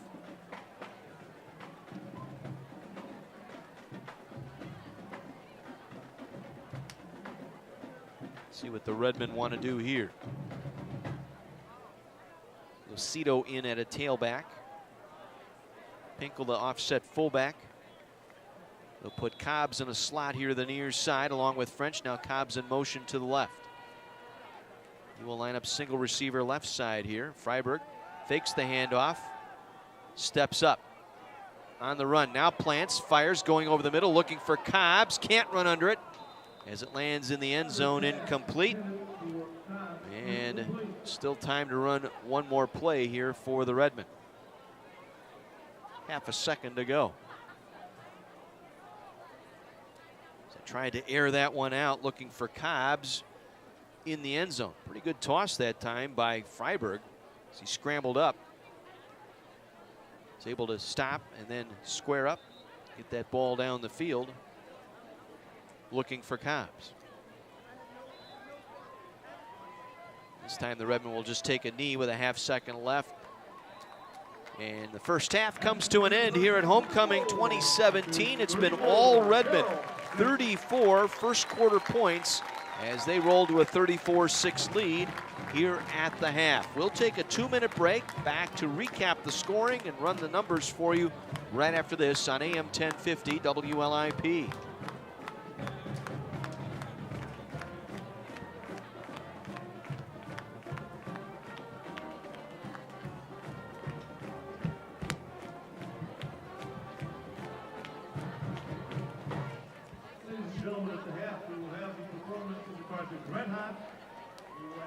Of the 2017 Homecoming Court and King and Queen, and the halftime raffle will be drawn for the 55th. Thank you. Ladies and gentlemen, please direct your attention to midfield for the performance of the Carthage Red Hots.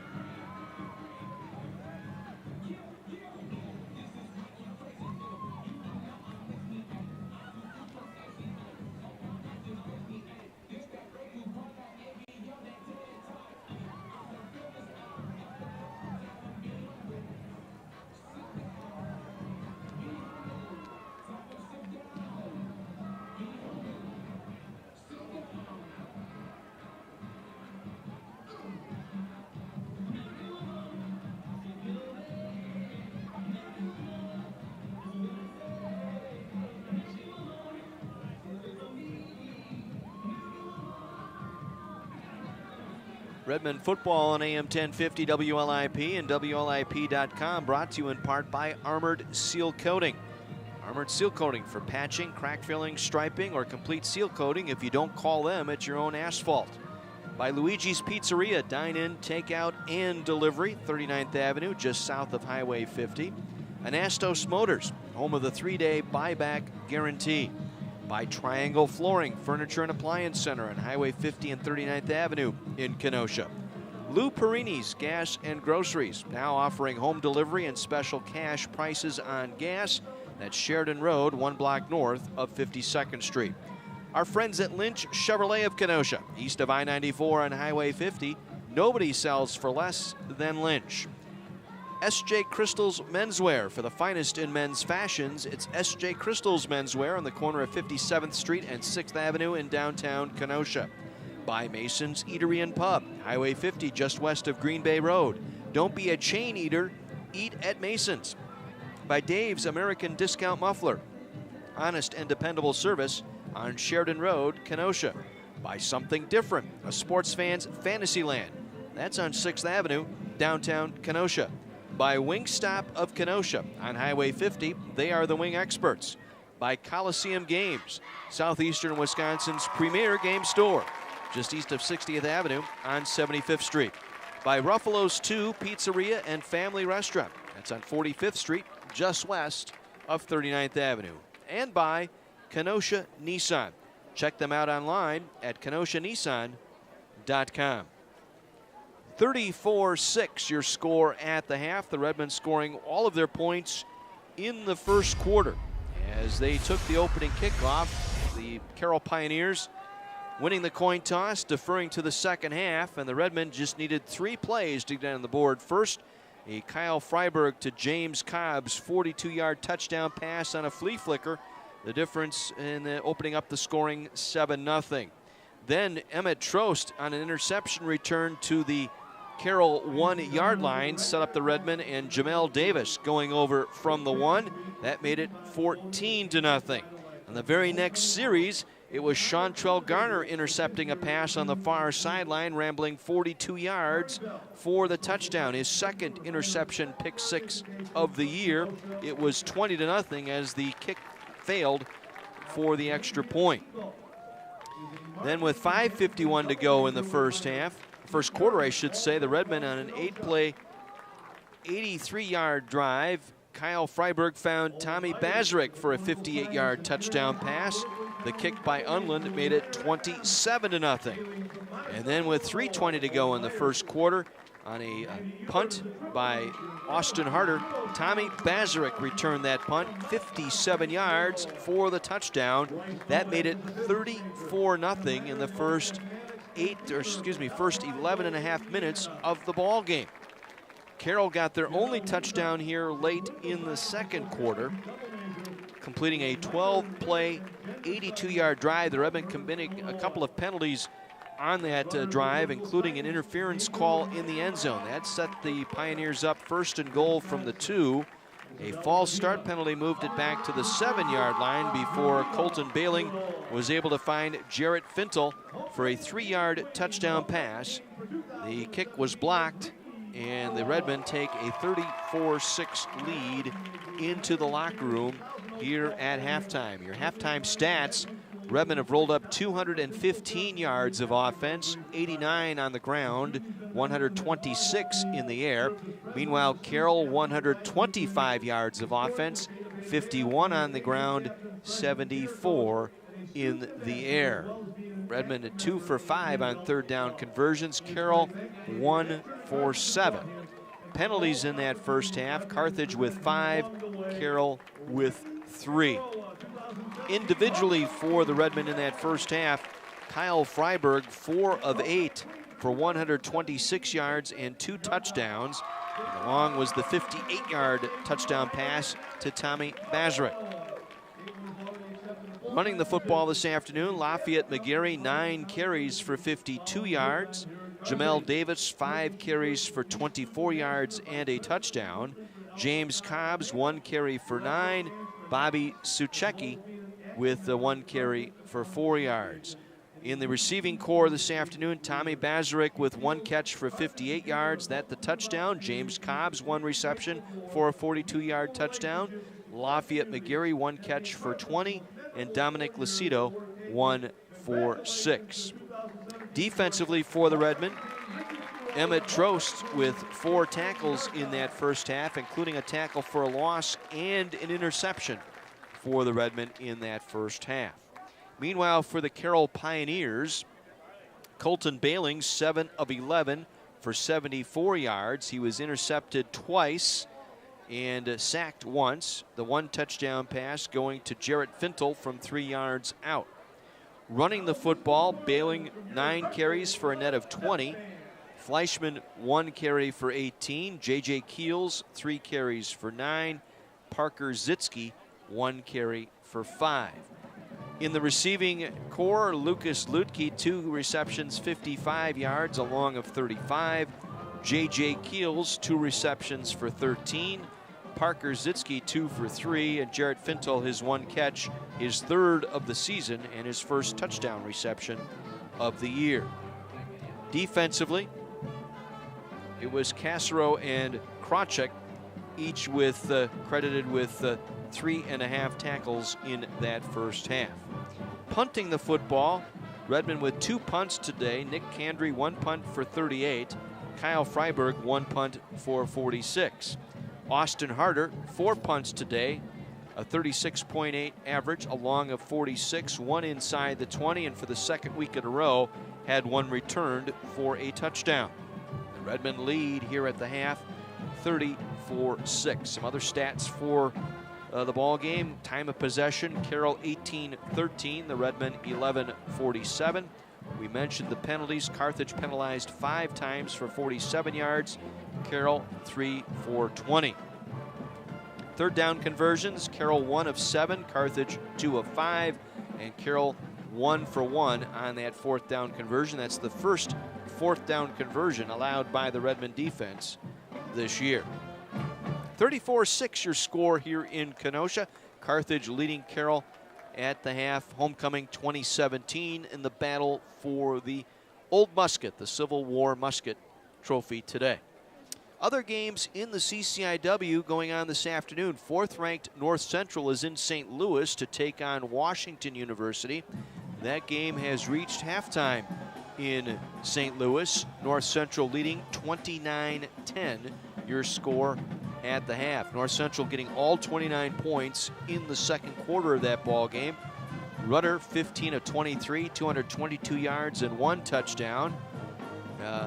Mulagalu with 2 rushing touchdowns for the Cardinals. They lead Washington University, who will join the conference next year as a football member. They lead the Bears 29-10 in St. Louis. Other games in the CCIW, number 19 Illinois Wesleyan is at Wheaton. That score is knotted at 7 apiece. That game at the half. 3rd quarter underway in Elmhurst, and it's Augustana leading the Blue Jays 10-7. Halftime in Chicago, North Park trailing Milliken 9-7.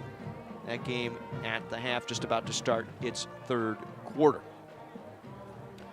A couple of games going on in the Big Ten. It is now a final. 10th-ranked Badgers defeat Northwestern 33-24, the final in that one.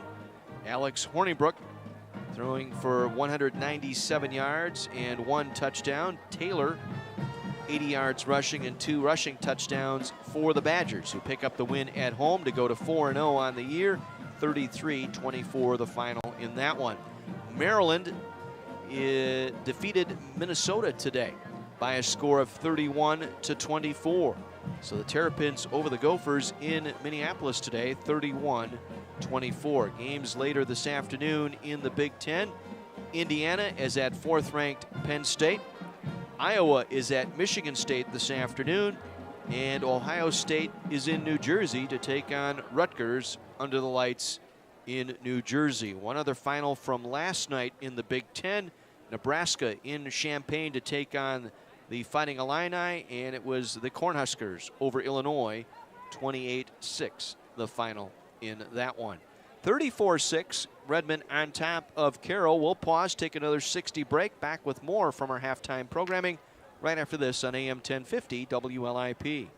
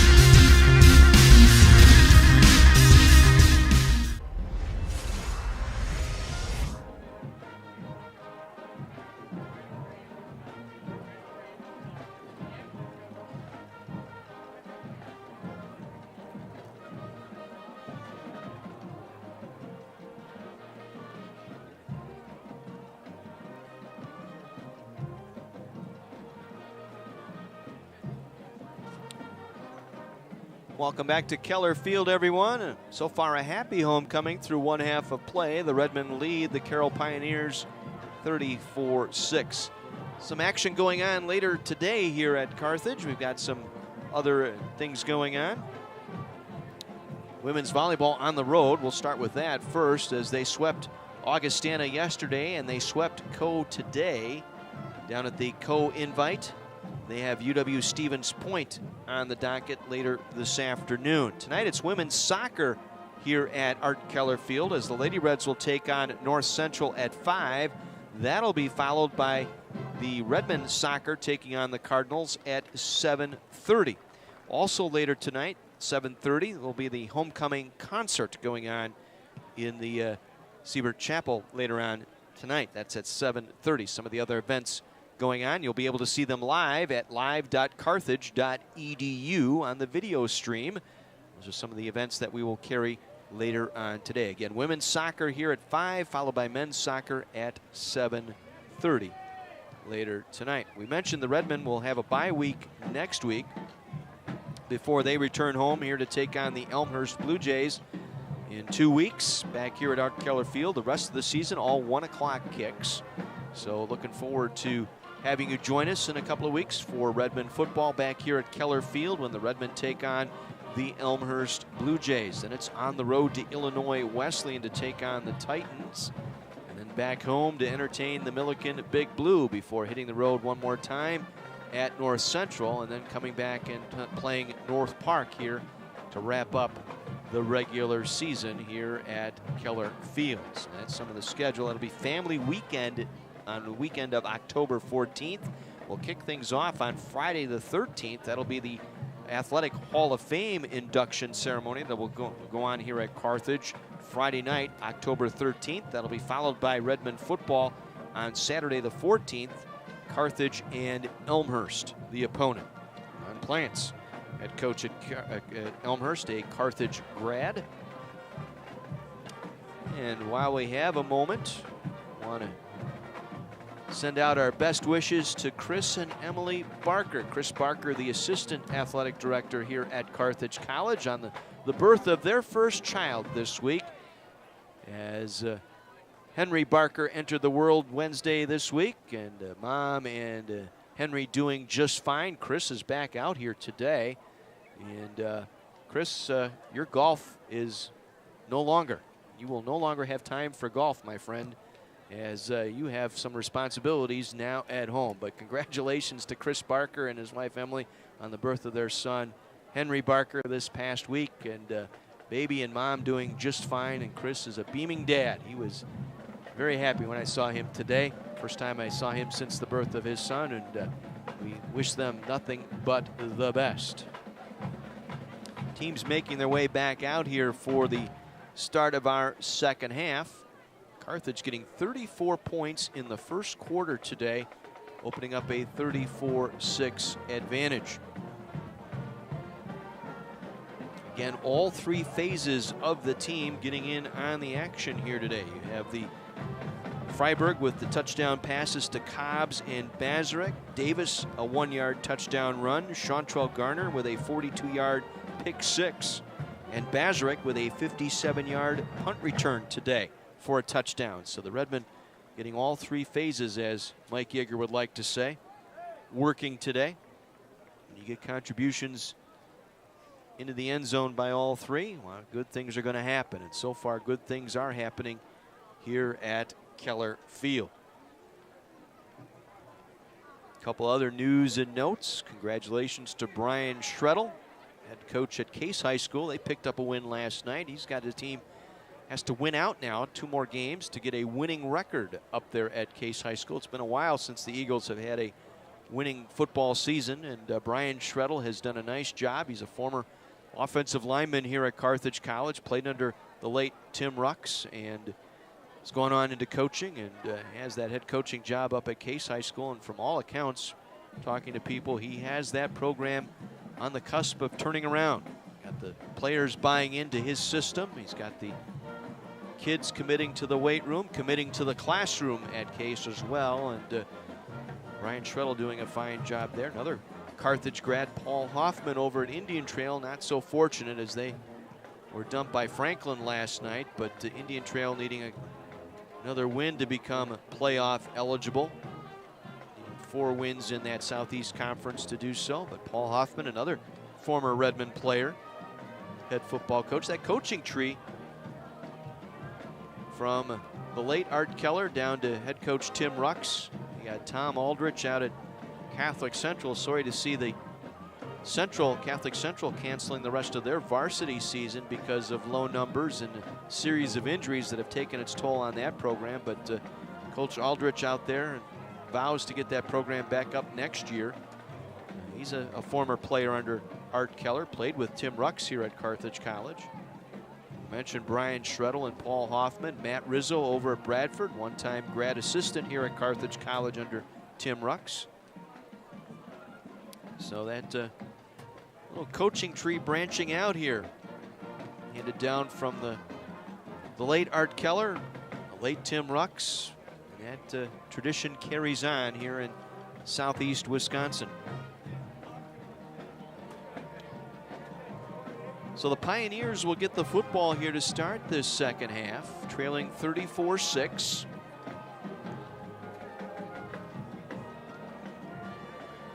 Carthage will defend the south end zone here in this third quarter on what has been a beautiful afternoon here in Kenosha. Not a cloud in the sky. Temperatures in the mid-60s here this afternoon.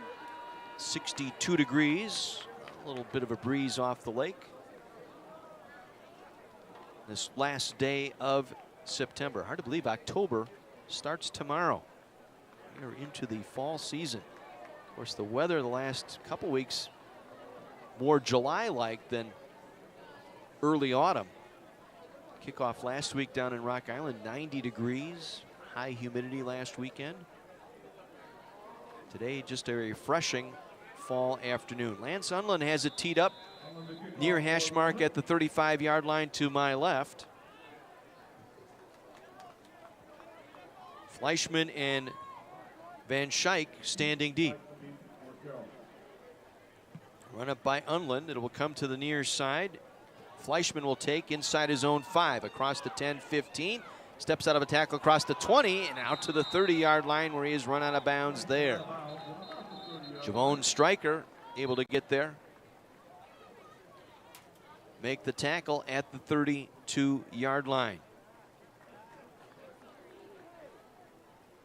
We got a penalty marker back at the kickoff site.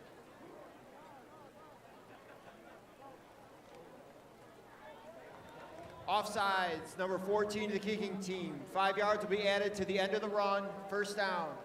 So Stricker, who got down to make the tackle, was offside on the kickoff, so add 5 more following the return.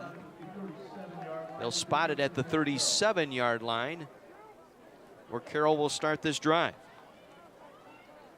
Bailing, 7 for 11, 74 yards. He threw 2 interceptions and a pick 6 in that first half.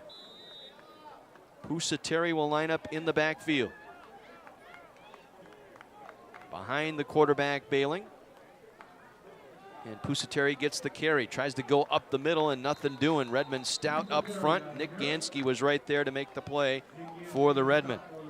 Benke, Freeman, Fry, and Laughlin up front for the Redmen defensively. Garner, Trost, and Gansky, your linebackers, with Garner the nickelback. Rogalski, Bumba, Dennis, and Calvert, your secondary for the Redmen. Gain of 1, 2nd down and 9 for the Pioneers at their own 38-yard line. Play action fake. Bailing turns around, wants to throw, incomplete, looking for Zitsky near the 40-yard line. Pass was thrown low and skips past Zitsky, incomplete. Sets up a 3rd and 9 for the Pioneers. Just underway, 3rd quarter, 34-6. Redmond on top of Carroll. Neerdal's lined up as a wideout far side with Zitsky in a slot far side. Stacked receivers here to the near side. Include Pusateri, who comes in motion. Bailing fakes the handoff, wants to come back, complete to Misa, the tight end. Makes the catch. Misa wrapped up just across the 40 down to the 42-yard line. Laughlin was there along with Trost for the Redmen. Pickup of about 3 here for the Pioneers, short of the 1st down. It'll bring up a 4th and 5 for Carroll. Harder on to punt here. Harder with 4 punts, a 36-yard average, a long of 46, but he had the one returned by Bazarek midway through that 1st quarter for a touchdown. Gets this one away. Bazarek will run up on it, makes the catch at his own 26, up the middle across the 30. Still on his feet, spins out of a tackle across the 40 and brought down near the 45-yard line. Be a 19-yard return for Bazarek out to the 45-yard line. That's where the Redmen will start at their own 45. 13:26 to play here in the 3rd. 34-6 Redmen. Bazarek has done a fine job returning punts here in the last 2 weeks. He had 99 punt return yards last week. And with that one now, he is up over 70 yards in return yardage. Freiberg will turn and give to Davis. Davis rumbles his way up the middle to the 50-yard line for a pickup of 5.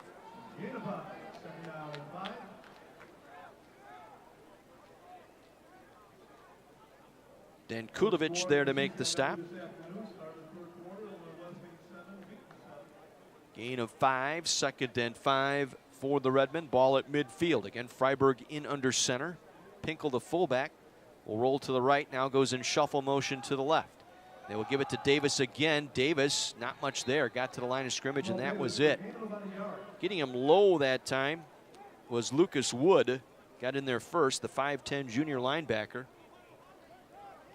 Got him right around the ankles and cut him down for just a 1-yard pickup to the 49. So it'll set up a 3rd and 4 for the Redmen. Davis remains the tailback. Evan French lined up left side. Cobbs to the right side with Freiberg working from the pistol. Now Cobbs in motion. They will give it to Davis. Davis over the left side, lowers his head, drops the shoulder. He's close to the 45-yard line and will have enough for a 1st down. Jamel Davis able to power it through. A lot of things working there as Davis gets a gain of 5. Dankulovic and Krawczyk there to make the stop. But you got the Cobbs crossing in motion, and then you hand it off. All that distraction there. Eye candy, as we call it. Trying to deflect your attention there. 1st and 10, Redmond at the Pioneer 45. This is McGeary, first carry of the 2nd half. McGeary trying to get around left side. Strung out nicely by the Carroll defense for just a 2-yard pickup. McGeary down to the 43-yard line that time. Sets up a 2nd and 8. Cameron Cassero, the safety, first man in there to make the stop for the Pioneers.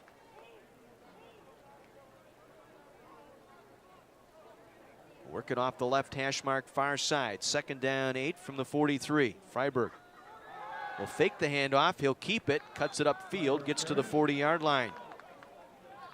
Cullen Shipley there to make the tackle. The safety, a pickup of 2. Sets up a 3rd and 6 now for the Redmen. Carthage 2 of 5 on 3rd down conversions this afternoon. This will be Bobby Suchecki in at quarterback. Senior out of Rolling Meadows. They'll have Cobbs to the left. French lined up here to the near side. Javon Stricker lined up in a slot near side with Cobbs now off the line of scrimmage, will line up in the backfield. He'll get the handoff. Cobbs up the middle, dodges 1 tackle inside the 35 down to the 33-yard line.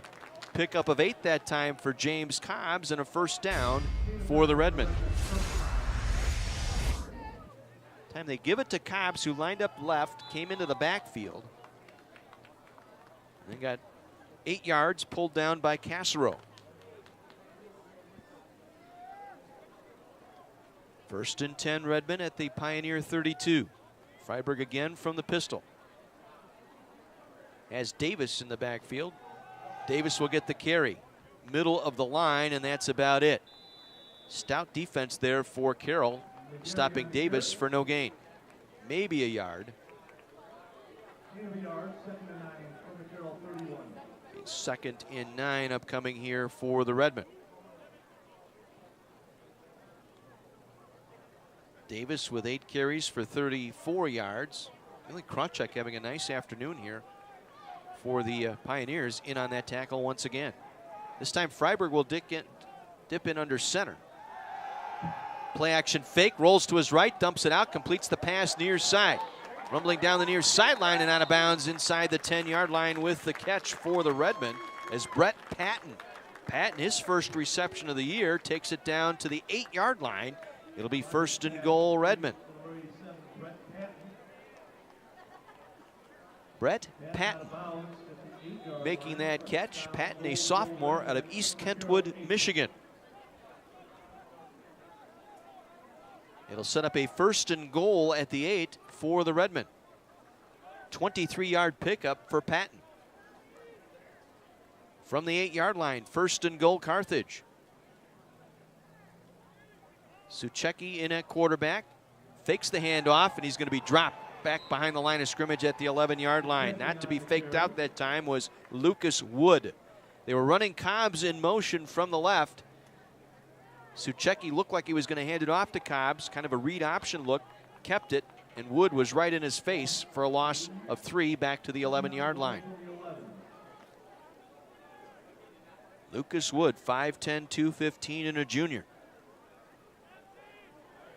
2nd tackle for a loss today for Wood. Cobbs in motion from right to left. This time he does get the handoff. This time he circles around left side, inside the 10, and pulled down by the shoestrings at the 5-yard line. Cobbs, who lined up as a receiver right side, going left, got the handoff from Suchecki that time, circled left, got it down to the 6-yard line. It'll be a pickup of 5. It'll be 3rd and goal from the 6. Cameron Casserow again in on the stop for the Pioneers. So 3rd and goal, Redmen at the 6-yard line. 8 minutes to go here in the 3rd. Carthage leading 34-6. Suchecki working from the gun, sends Cobbs left to right. Fakes the handoff, wants to throw, dumps it out, completes the pass, touchdown Carthage.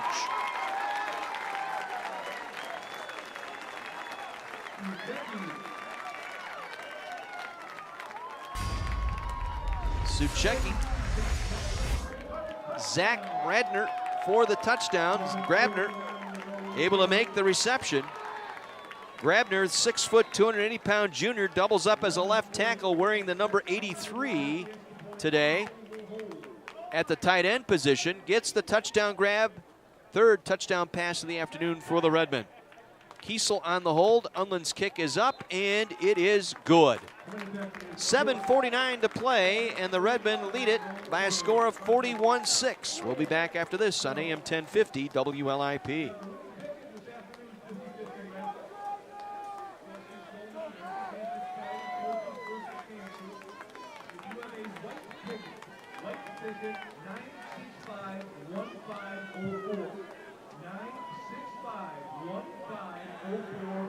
You are the winner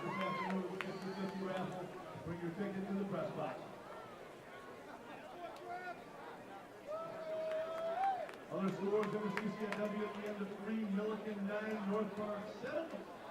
And at the half, North Central 29 and Washington University 10.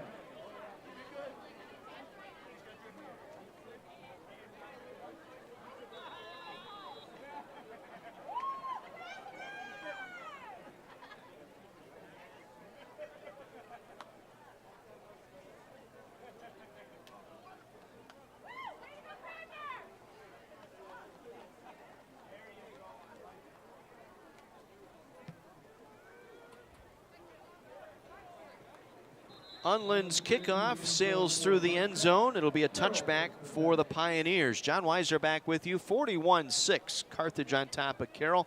Redmond go on an 11-play, 55-yard drive. They were 3 for 3 on third down on that drive as Suchecki connects with Grabner. Grabner's first touchdown catch, first reception as the backup tight end. And that pleased his position coach, Eric Kosterman, I'm sure. Very happy for Grabner, who's in a pinch here, trying to back up at the tight end position as well as back up left tackle. He'll wear 2 numbers, 66 if he's on the line of scrimmage as a tackle, and 83 as the tight end. Gets the 6-yard touchdown grab for the Redmen. From the 25-yard line, try and hand it off here, and met at the 26 and dropped hard that time.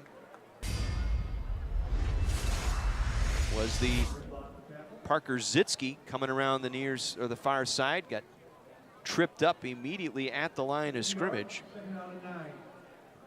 Jogi Bumba able to clip him around the legs that time for a 1-yard pickup. 2nd down 9. Empty backfield once again here for Carroll. They send Keels in motion. Bailing wants to throw. Going back over the middle, has a man out there incomplete, high, and overthrowing that time the intended receiver, Brandon Erkey. Women have done a very good job keeping the big pass plays to a minimum here today. Zitsky and Erkey are their 2 leading receivers. Erkey with 11 receptions on the year coming into the game. Zitsky with 18. Did a nice job there. Defending the deep pass. Sets up a 3rd and 9 now for Carroll. 1 for 8 on 3rd down conversions today. They'll stack 3 receivers here to the near side. Empty backfield on 3rd and 9 from their own 26. Bailing. Hit as he's thrown. Delivers the pass. Incomplete through the hands of Parker Zitsky. And he saw Bumba coming that time for the Redmen. Bring up a 4th and 9 for Carroll. So they continue to struggle on 3rd down here today. Punting unit back on. Austin Harder in to do the kicking. Bazarek standing at his own 30-yard line. Just joining us, Bazarek with a 58-yard punt return for a touchdown in the first quarter. He'll run up underneath this one, make the catch at the 43, circles back across midfield, across the 45 down to the 44-yard line. So a 13-yard return by Bazarek to the Carroll 44-yard line. That's where the Redmen will start this drive with 6:52 to play here in the 3rd. Carthage in front, 41-6.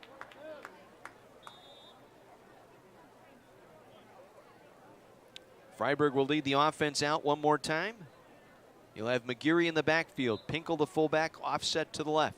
Cobbs lined up in a slot near side along with Manny Jones, the transfer from Whitewater. Now Cobbs will spread out to the left. They'll give it to McGeary, trying to get the left side. McGeary trying to step out of a tackle, tries to cut back inside and is met at the 46-yard line for a loss of 2. Nothing doing as McGeary tried to stretch that one as far as he could. Could not get the corner on that right side of the Carroll defense. So it'll be a loss of 2, sets up a 2nd down and 12 for the Redmen. And credit Castro that time, the safety, for stretching that one out. They'll come back with a pass play far side. Catch is made by McGeary. Drop down at the 40-yard line. Be a gain of 6 on the play. Sets up a 3rd and about 5 here for the Redmen. McGarry will come out. Dominic Lucido in now as a running back. Also Javon Stryker in there now. Along with Cobbs, they'll line up to the left side. Single receiver near side as Bazarek. Lucido lines up off the right hip of the quarterback Freiberg, working from the pistol. Wants to throw, comes back far side, catch is made on that far side. Inside the 35, down to the 34-yard line. Manny Jones with the reception there for the Redmen. That'll be enough for a first down for the Redmen. Manny Jones, the transfer from Whitewater, prepped at Indian Trail High School here in Kenosha.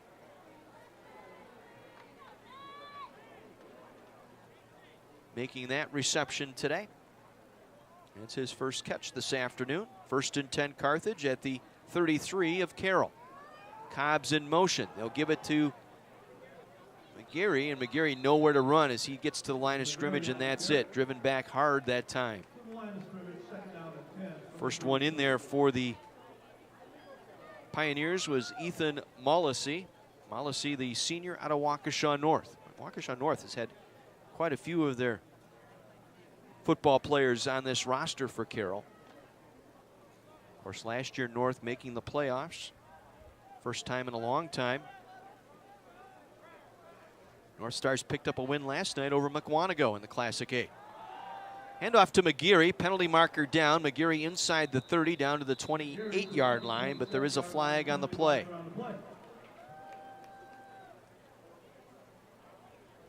Holding, offense number 79, 10-yard penalty, repeat 2nd down. Isaiah Trussell, his second holding call of the afternoon, negating that run by McGarry. So the 10-yard penalty moves it back to the 43-yard line. Bring up a 2nd and 20. Davis in there now as a tailback to the left of Freiberg. Freiberg wants to throw to the right here on 1st down, leads it out to Bazarek, makes the catch inside the 40 and shoved out of bounds at the 38-yard line. Colin Shepley able to usher him to the boundary here at the 38-yard line. So bring up a 5-yard pickup, makes it 3rd and 15 here for the Redmen. 3rd and 15 from the 38. Lucido in now as a tailback. Freiberg wants to throw. Has a man out there. It's Bazarek. Catch is made at the 5. Touchdown, Carthage. Tommy Bazarek, his 3rd score this afternoon, as he got a step on the safety, Colin Shepley, and takes it in for the touchdown. It'll go as a 38-yard touchdown pass from Freiberg to Bazarek. His 3rd touchdown this afternoon, 2nd receiving touchdown, and the Redmen add to their lead now 47-6. Beautifully led football that time by Freiberg. Here's the try for the extra point. It is up and through. We will keep it here. Carthage leading 48-6. Bazarek, his 3rd touchdown of the ball game. Punt return for a touchdown, caught a 58-yard touchdown pass, and a 47 or 57-yard punt return for a touchdown. This time a 38-yard reception from Freiberg. Freiberg today now 9 for 13 for 205 yards, 3 touchdowns. Bazarek now with 101 yards receiving.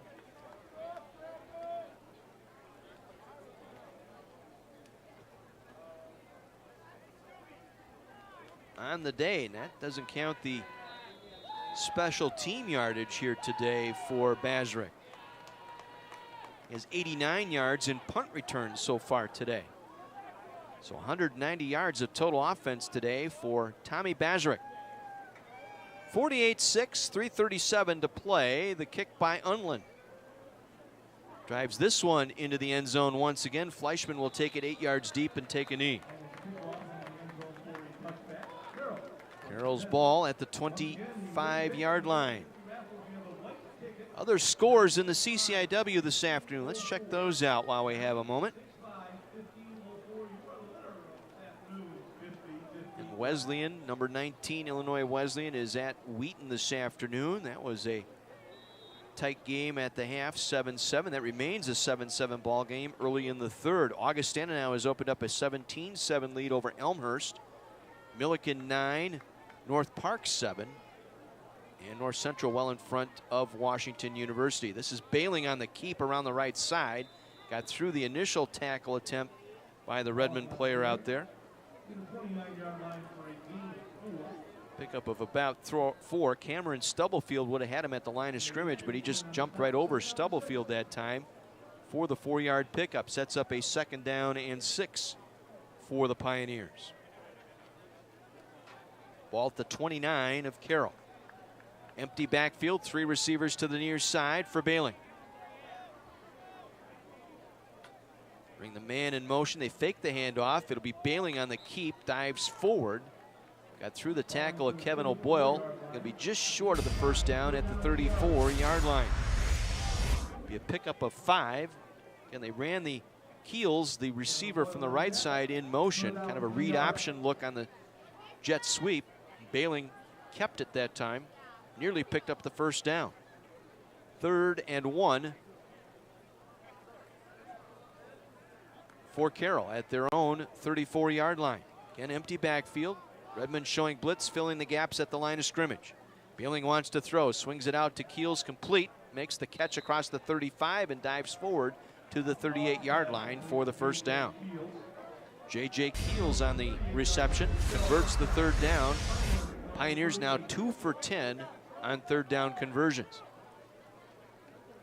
Clock continues to roll here, 2:10 remaining in the 3rd. 48-6 Redmond.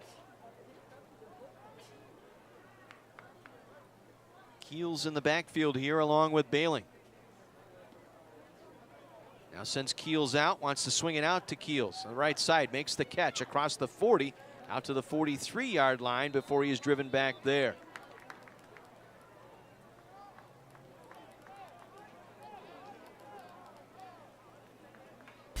A short gain here.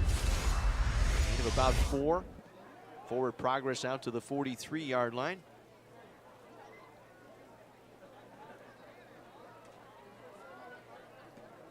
Well, they'll mark it here, bring up 2nd down and 6. Malik Thigpen there to make the tackle for the Redmond. Bailing, play fake, circles back to his left, now steps up, delivers, looking over the middle. Ball is underthrown, incomplete, and a penalty marker down. Tough penalty there on the interference call. It was underthrown. Had double coverage out there by the Redmond. Looking for Erke that time. He was double covered.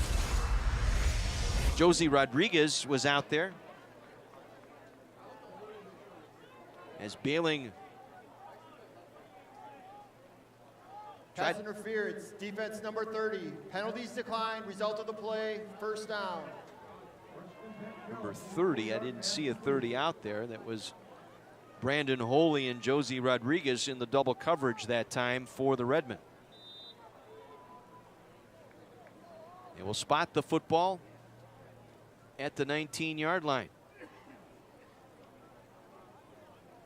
1st and 10 Carroll at the Carthage 19, under a minute to go here in the 3rd. Empty backfield for Bailing again. Pressure off the left edge. Now Bailing cuts it up the middle and gets to the 21-yard line. Pyle still moving forward. Now they blow the play dead. See where they mark the forward progress down to the 19-yard line. Whole host of red shirts in there for the Redmond. No gain on the play. It'll bring up a 2nd down and 10. Game clock down to 22 seconds remaining in the quarter. Looks like Pioneers will try and run one more play here into the south end zone. keels the single back behind Bailing. Working from the gun. Fake the handoff, comes back, throws it out here complete. Tazitsky makes the catch, missing the tackle inside the 10 to the 5, touchdown, Carroll. A missed tackle by Bailing to Parker Zitsky. Zitsky races it into the end zone for the touchdown. Third touchdown of the year for Zitsky. As he got, Redmond had a player out there to try and make that tackle. And unable to make that stop here on that near side. That was Amani Dennis who had the chance to bring him down. So with no time showing on the clock here for the third, the extra point is on the way, and it is wide left. 48-12 your score as we head to the fourth quarter here in Kenosha. You're listening to Carthage football on Kenosha's radio station, AM 1050 WLIP.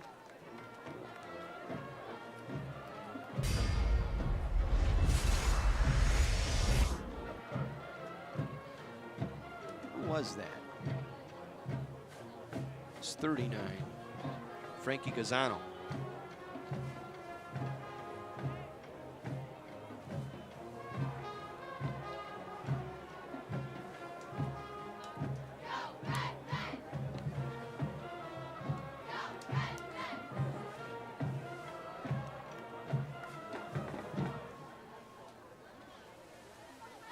Other scores for CCIW this afternoon. 1 minute left in the third, Illinois Wesleyan 7, Wheaton 7. 9 minutes in the fourth, Augustana 17, Elmhurst 13. Fourth quarter score, Milliken 9, North Park 7. With 8 minutes left in the third, it's North Central 29 and WashU 10.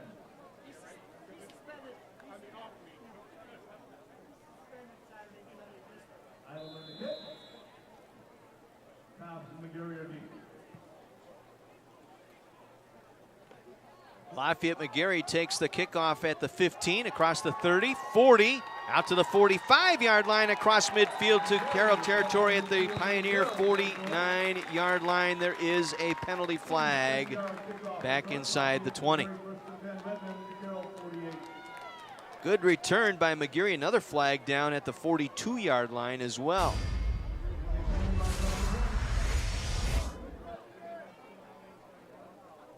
Officials will huddle near the middle field here. Carthage with 7 penalties already this afternoon. That last drive for the Pioneers. There are 2 fouls on the return team. Holding, that penalty is declined. Personal foul, necessary roughness, number 14. 15 yards to the end of the run, first down.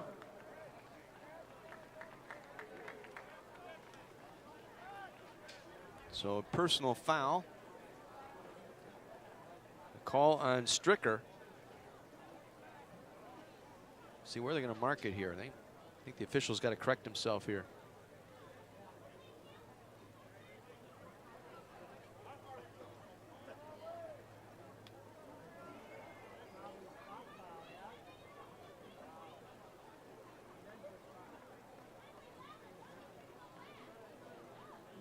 Foul against Redmond on the return. Ball is spotted at the 15-yard line, Carthage first and 10. So first and 10 Carthage at the 15-yard line. They will accept that personal foul call.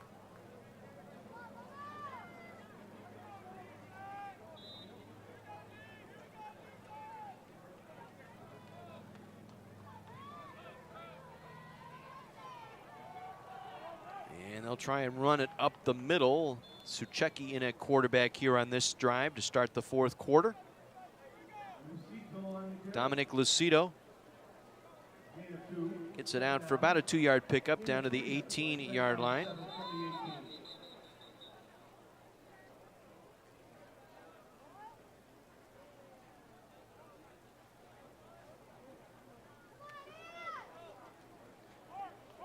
Time called here for an injured Carthage player.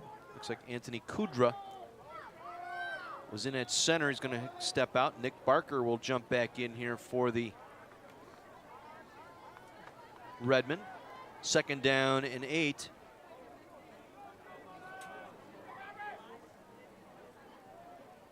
for the Redmen.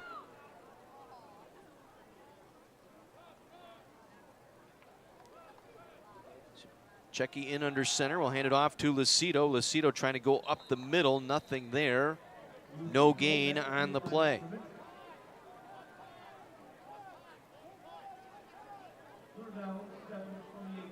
So 3rd down and 7 upcoming here for the Redmen at the 18-yard line.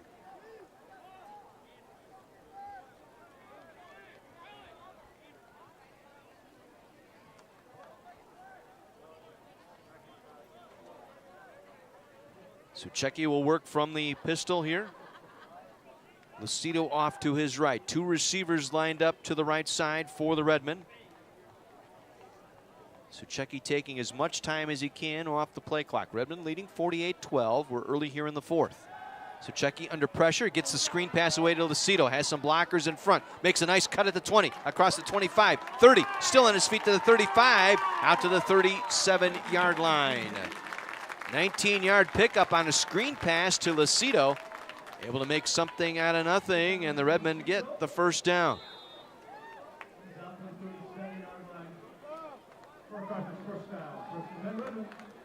So the Redmen get the 1st down on the screen pass over the right side to Lucido.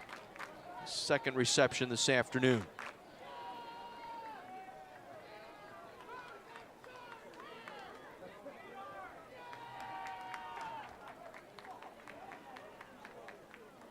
Cameron James in there at quarterback, hands it off to Lucido. He's met in the backfield for a big loss back at the 32-yard line. Be a loss of 5 on the play.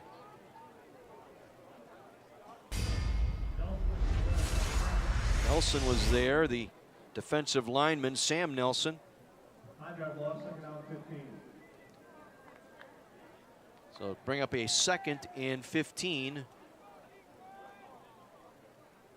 for the Redmen.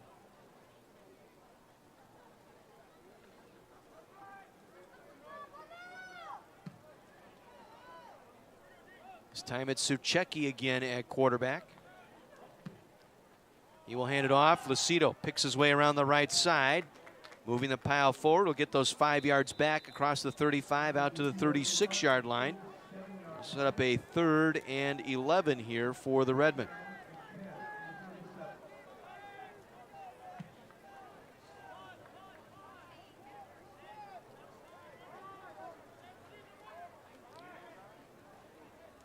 See what the Redmen will do here. Kiesel lined up in a slot here near side along with Brett Patton. Nico Messina lined up in the slot to the right side along with French. Cameron James back in at quarterback. So it's between James and Suchecki. 5 on the play clock. Play clock down to 3. Down to 2. They just get it away. They fake the handoff. There was confusion. Cameron James will run it upfield. He'll take it across the 40, penalty marker down. This will be back for a holding call, I believe, here against the Redmen. Holding, offense number 15, 10-yard penalty, 3rd down. We'll go on Messina, the 5'9" senior wide receiver out of Joliet West. Called for the holding call. It's 9 penalties on the Redmen here today. That's been the hard part here.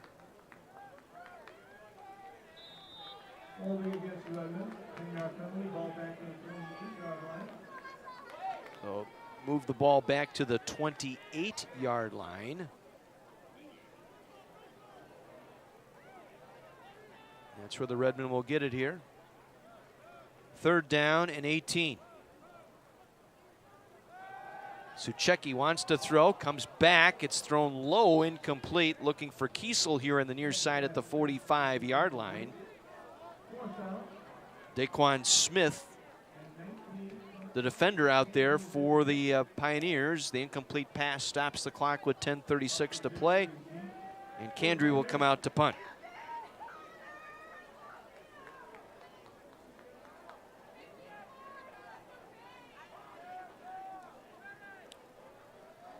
Good snap back to Candry. That's cleaned up in the last couple weeks, and a beautiful punt. This will drive Zitsky all the way back to his 19-yard line. Makes the first man miss. Cuts it back across the 25, 30. 35, 40. Down the near sideline, penalty marker down. Across midfield, and submarine down by Candry, the punter, at the Carthage 39-yard line, but there is a penalty marker back at the Pioneer 30-yard line. This one will be coming back for a block in the back. Kiesel was getting down there quickly. He was the first man that had a shot at Zitsky and missed him completely. And then as Zitsky made his move across the 30-yard line, there was a block in the back as Godlewski, the long snapper, got downfield and got blocked down from behind. There's also a second flag back at the return. Block in the back, number 3 on the return team. 10 yards from the spot of the foul. First down. Drake Pusateri, the guilty party of that block in the back on Godlewski. So they'll move the football back to the Pioneers' 17-yard line where they will start this drive. 10:20 to play, 48-12, Redmond in front.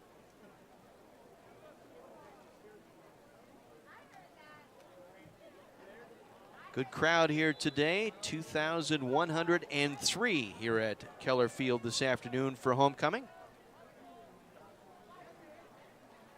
Colton Bailing remains the quarterback. We're hoping to maybe see Noah Strasser out of Wilmot.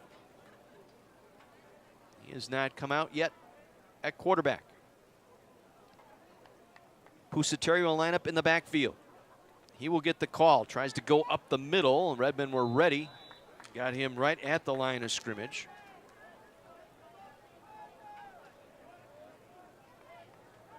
Trevor Anderson, a sophomore linebacker out of Richmond Burton High School, there to make the stop. Carthage giving their first and second teamers a breather here. Got Patrick O'Neill out there on the line, along with Dan Pauscher. Dylan Ramirez, a freshman on the line, along with Cam Stubblefield up front for the Redmond. Empty backfield, 3 receivers near side. Bailing under pressure. Bailing, penalty marker down, cuts it upfield to the 15. Fights his way back to the 20-yard line, but this will come back for a hold and then a late flag after the play. I think this one's going to be offsetting here. Let's see.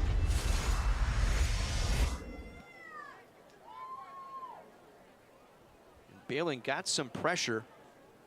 Pauscher providing that pressure, had to flush him from the pocket and came back near side. There was a flag in the backfield and then a flag as they umpiled at the 20-yard line.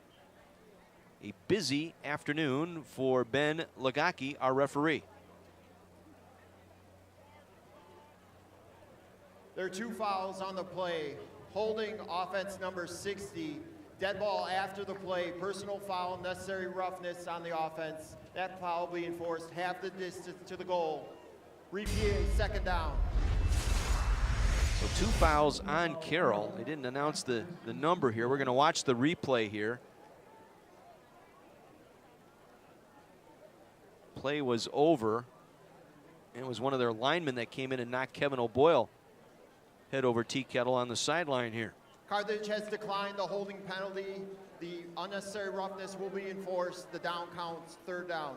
So they'll enforce the dead ball foul here. The down count, so 15 yards after the play. It'll bring up a 3rd and 24, I believe, here for Carroll. See where they spot the football. They'll mark it back at the 10-yard line.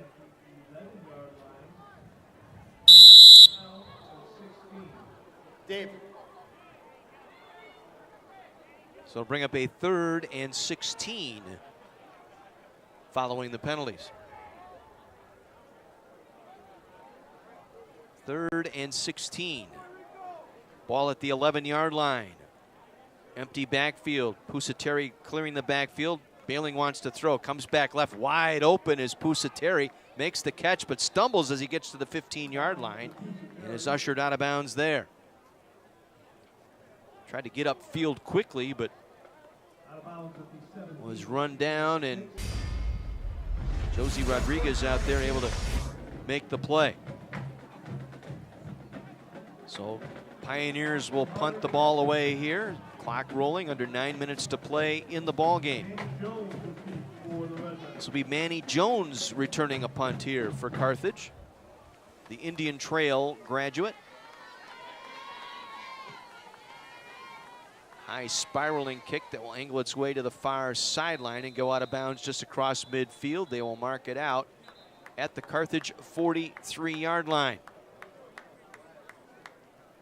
40-yard punt with the bounce. Carthage ball, 8:43 to play.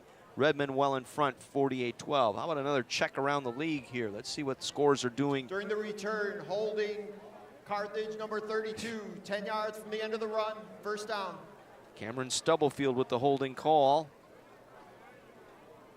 Push the Redmen back to their own 33-yard line. Scores in the league. Let's have a look here, see if John Voinovich can get those up on the screen here. 7-7 into the fourth quarter. Illinois Wesleyan and Wheaton knotted at 7.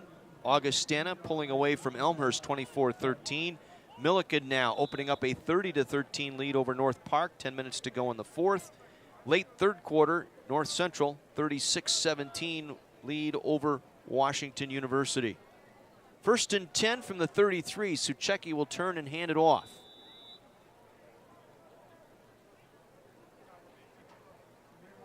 Chady Bittry with the carry. Bittry, a 5', 760-pound sophomore of Hoffman Estates, Illinois. Bittry got a couple of carries last week in the victory over Augustana. Last week, Bittry, 2 carries for 10 yards late in that ball game. He'll remain the tailback behind Suchecki.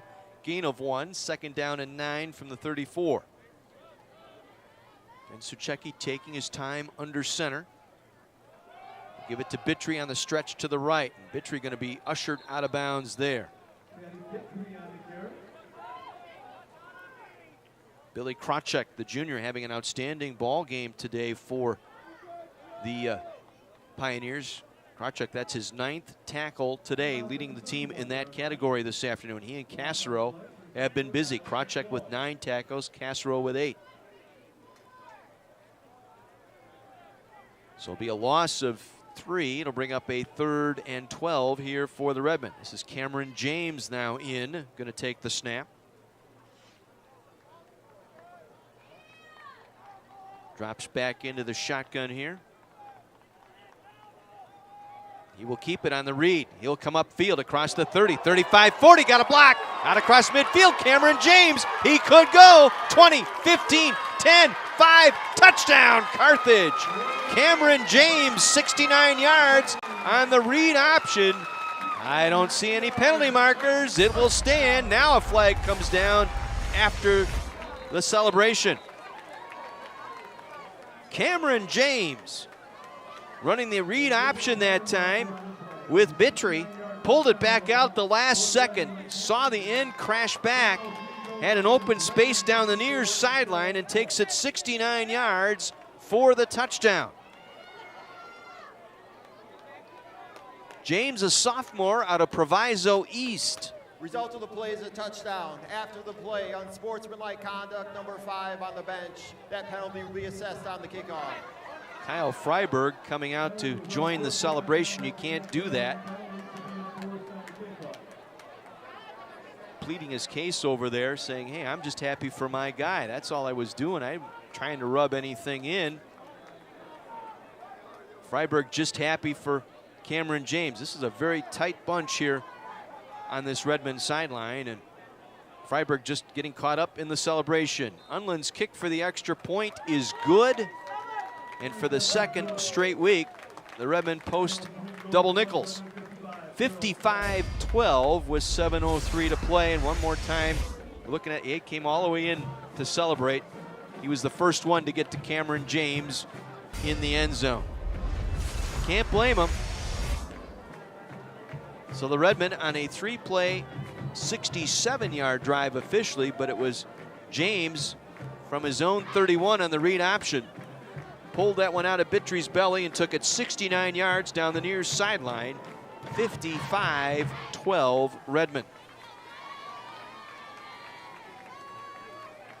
Carthage now with 184 yards rushing this afternoon, 230 yards passing.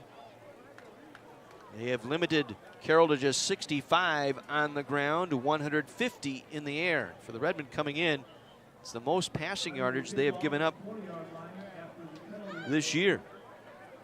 They've been averaging 93 yards per game through the air defensively. Now with that penalty, the Redmen will have to kick off from their own 20. Unland on the near hash mark at the 20-yard line. This one will be taken by Lutke, and he'll take it up across the 35. Check that, that's 18. Van Shake with the return out to the 38-yard line. Penalty on the play as well. Offsides on the kicking team, number 10. 5 yards added to the end of the run. First down. That's 12 penalties today on the Redmen for 139 yards. That's got to get cleaned up. That's twice they've been offside on the kickoff today. 5-yard penalty for offside is being enforced at the end of the return. So the new spot is the 43-yard line. So they'll move the ball up to the 43-yard line. With 6:58 to play, Bailing remains the quarterback here.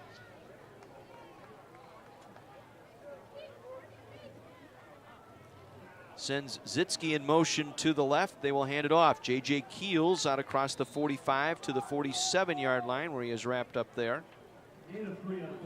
Pickup of about 3. Dylan Ramirez, freshman lineman for the Redmen, able to make the tackle for Carthage. Again, Jacob Seimer going to be out for a couple of weeks with a knee injury. Hope to get him back in time for the Illinois Wesleyan game later on in October.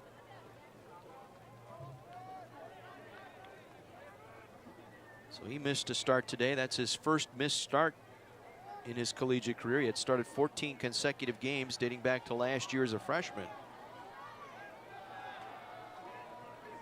Bailing again will work it.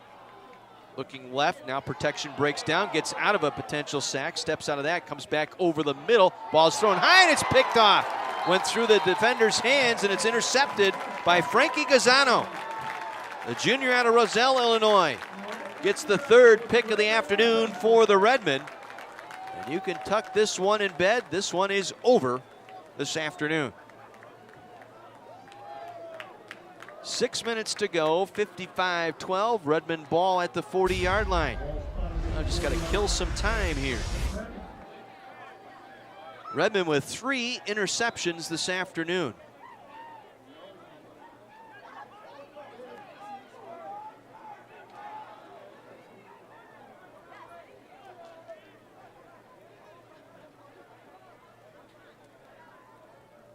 Cameron James, who had the 69-yard touchdown run, back out there at quarterback. Bittry will run the tailback.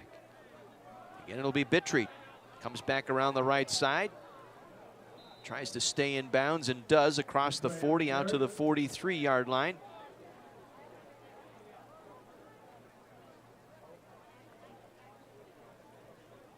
Bittry for a 3-yard gain to the 43-yard line. Second down and 7. So it'll set up a 2nd and 7 here for the Redmen. So Frankie Gazzano gets his first pick of the season. And is the 3rd interception this afternoon. Trost with 1 return, 33 yards. Chantrell Garner with 1 back to the house from 42 yards out. Now Gazzano, a 4-yard interception return. Hand off again. Actually, James actually kept it. Got a yard, sets up 3rd and 6 as we go under 5 minutes to play here in the ball game.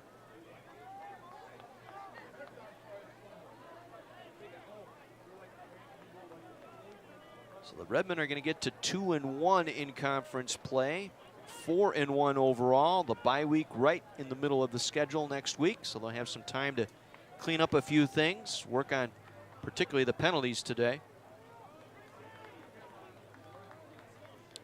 James now trying to get his players lined up, and they have to take a timeout.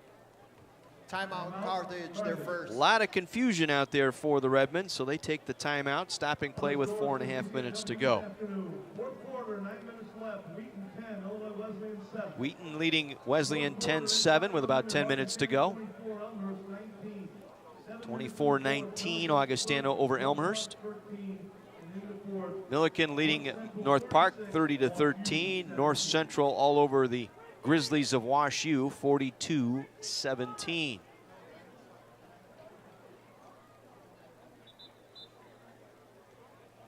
Again, the Redmen with a bye week next week. Then it's hosting Elmhurst in 2 weeks, right back here at Keller Field. Carthage will go on the road to Illinois Wesleyan. First trip to Bloomington in a couple of years. That would be a big ball game. Things stay the same. James now on the keep. The read option that time takes it across the 45 to the 46, a gain of 2. Bring up 4th down, the punting unit on for the Redmen.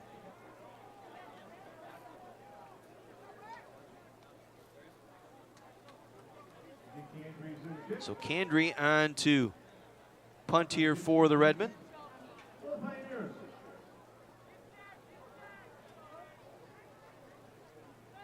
Redmen with over 400 yards of offense today as Candry gets a clean snap.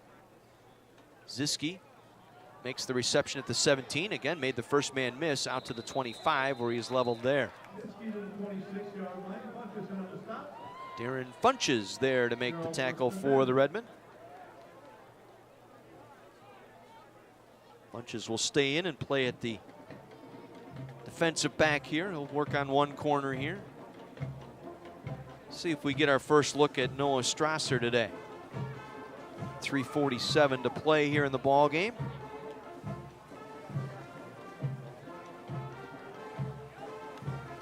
It's going to be Bailing once again. I was hoping we'd see Strasser today.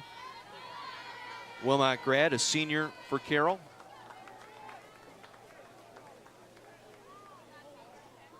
This time I have a single back in the backfield. That is Bennett Fleischman, sophomore from Port Washington, been returning kicks this afternoon.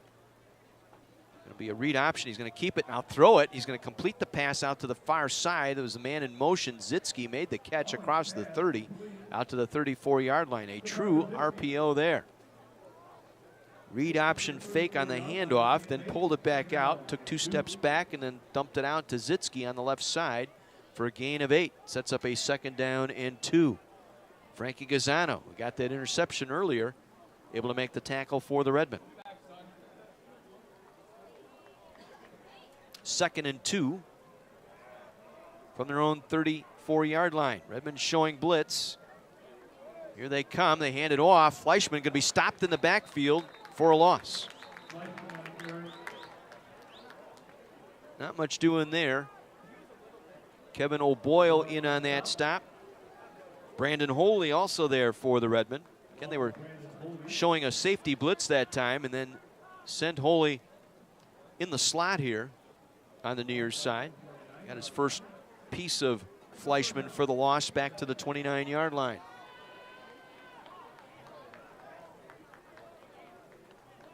Loss of 5, 3rd and 7 from the 29. Beeling trying to go for a hitch and go. Now dumps it out. Has the man out here. Makes the catch across midfield. With the football is Brandon Erke. Erke inside the Redmen 30 and down to the 25-yard line. Erke with the reception. That's just his 2nd catch today.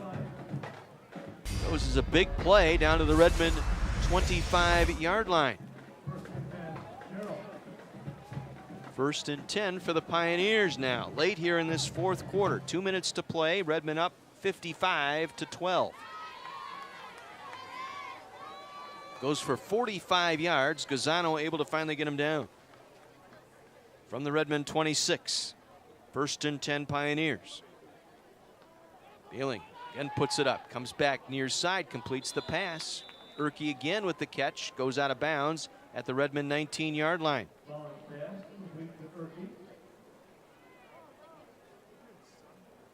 Rodriguez and Thigpen here on the near side. Good to see Josie back in there now for the Redmond, the sophomore from Kenosha Indian Trail.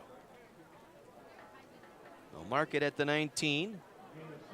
Pickup of about 7 here, so 2nd and 3 for the Pioneers. Minute 49 to go. Be a read option fake that time by Bailing. He'll get maybe a yard out of it as he pulled it back and faked the handoff to Pusateri, pulled it back out, cut up the middle. Redmond were ready there again.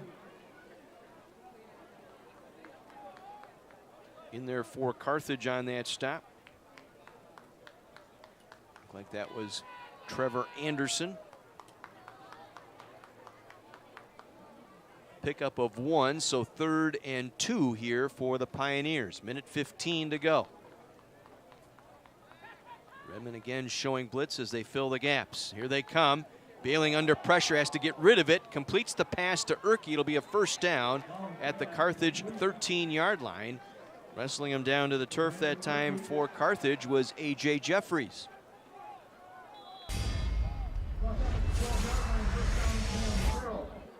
So it'll be a first down for the Pioneers at the Redmond 12-yard line.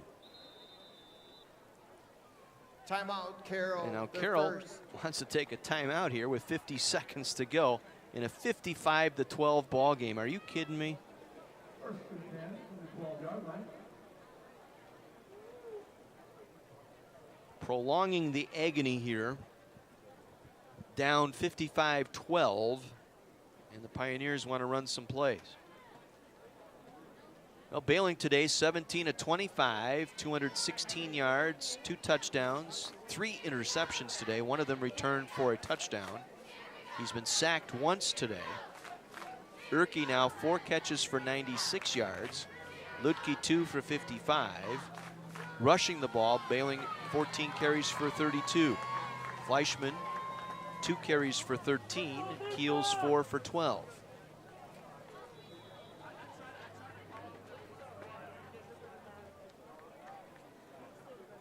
From the gun, Bailing wants to throw, puts it up, back of the end zone, dropped. A sure touchdown for Erke, dropped it.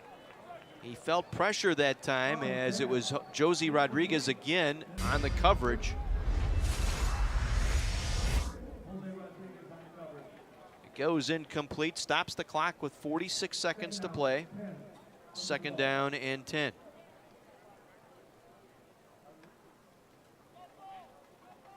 Ball spotted at the Redmond 12-yard line. Empty backfield again here for the Pioneers.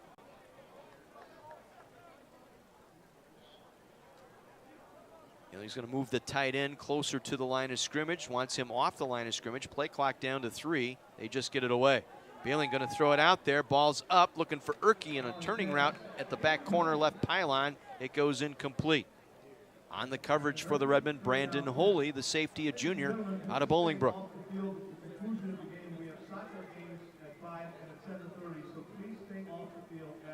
So 3rd and 12 for the Pioneers with 42.8 seconds to go. Erke will line up here to the near side, along with Neerdals and Zitsky. Again, the Redmen showing blitz. They empty the backfield, looking for Pusateri. Pressure on. They come back over the middle. It's juggled, caught, touchdown, Neerdals. Matt Neerdals, the senior out of Phillips, Wisconsin, running a post route back of the end zone, makes the touchdown grab. It is 55-18. Looks like they'll go for 2 here.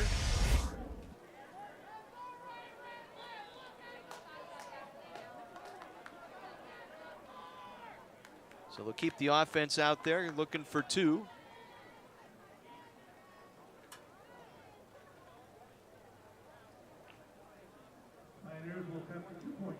So they'll try the 2-point conversion here.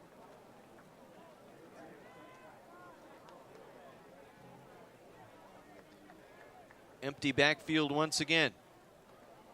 Bailing with time, comes back, completes the two-point conversion to Parker Zitsky in front of Brandon Holy.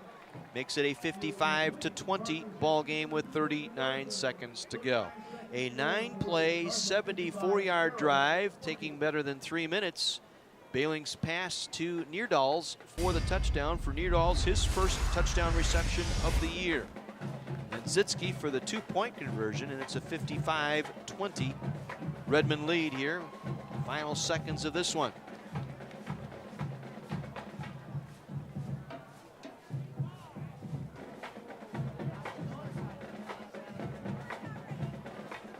So as we mentioned, the Redmond will go to 2-1 in the league.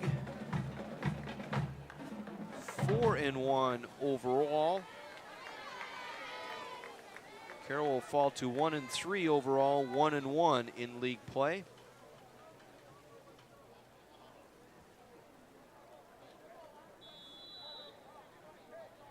Redmond will go on their bye week this week in pretty good spirits. So try and pooch this one. It goes out of bounds. It was an ugly looking kick.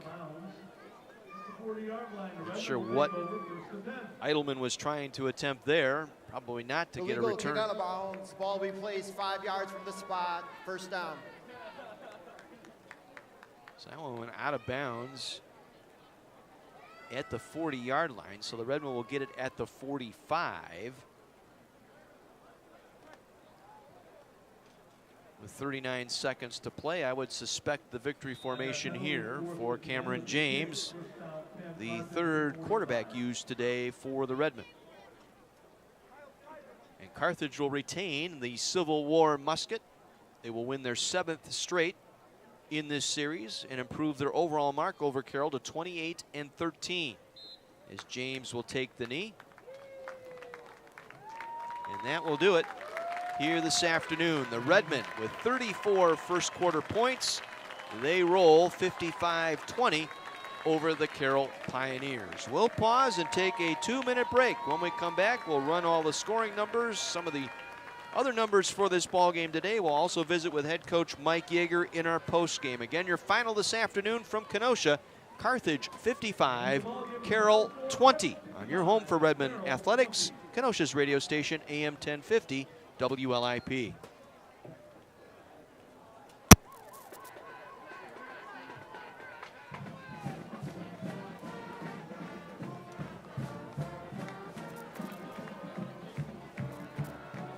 Division III schools offer academic scholarships instead of athletic scholarships. This really puts the focus that the student athlete needs to maintain that GPA. I did receive a non-athletic scholarship upon entering school. I got the presidential scholarship, which was huge for me.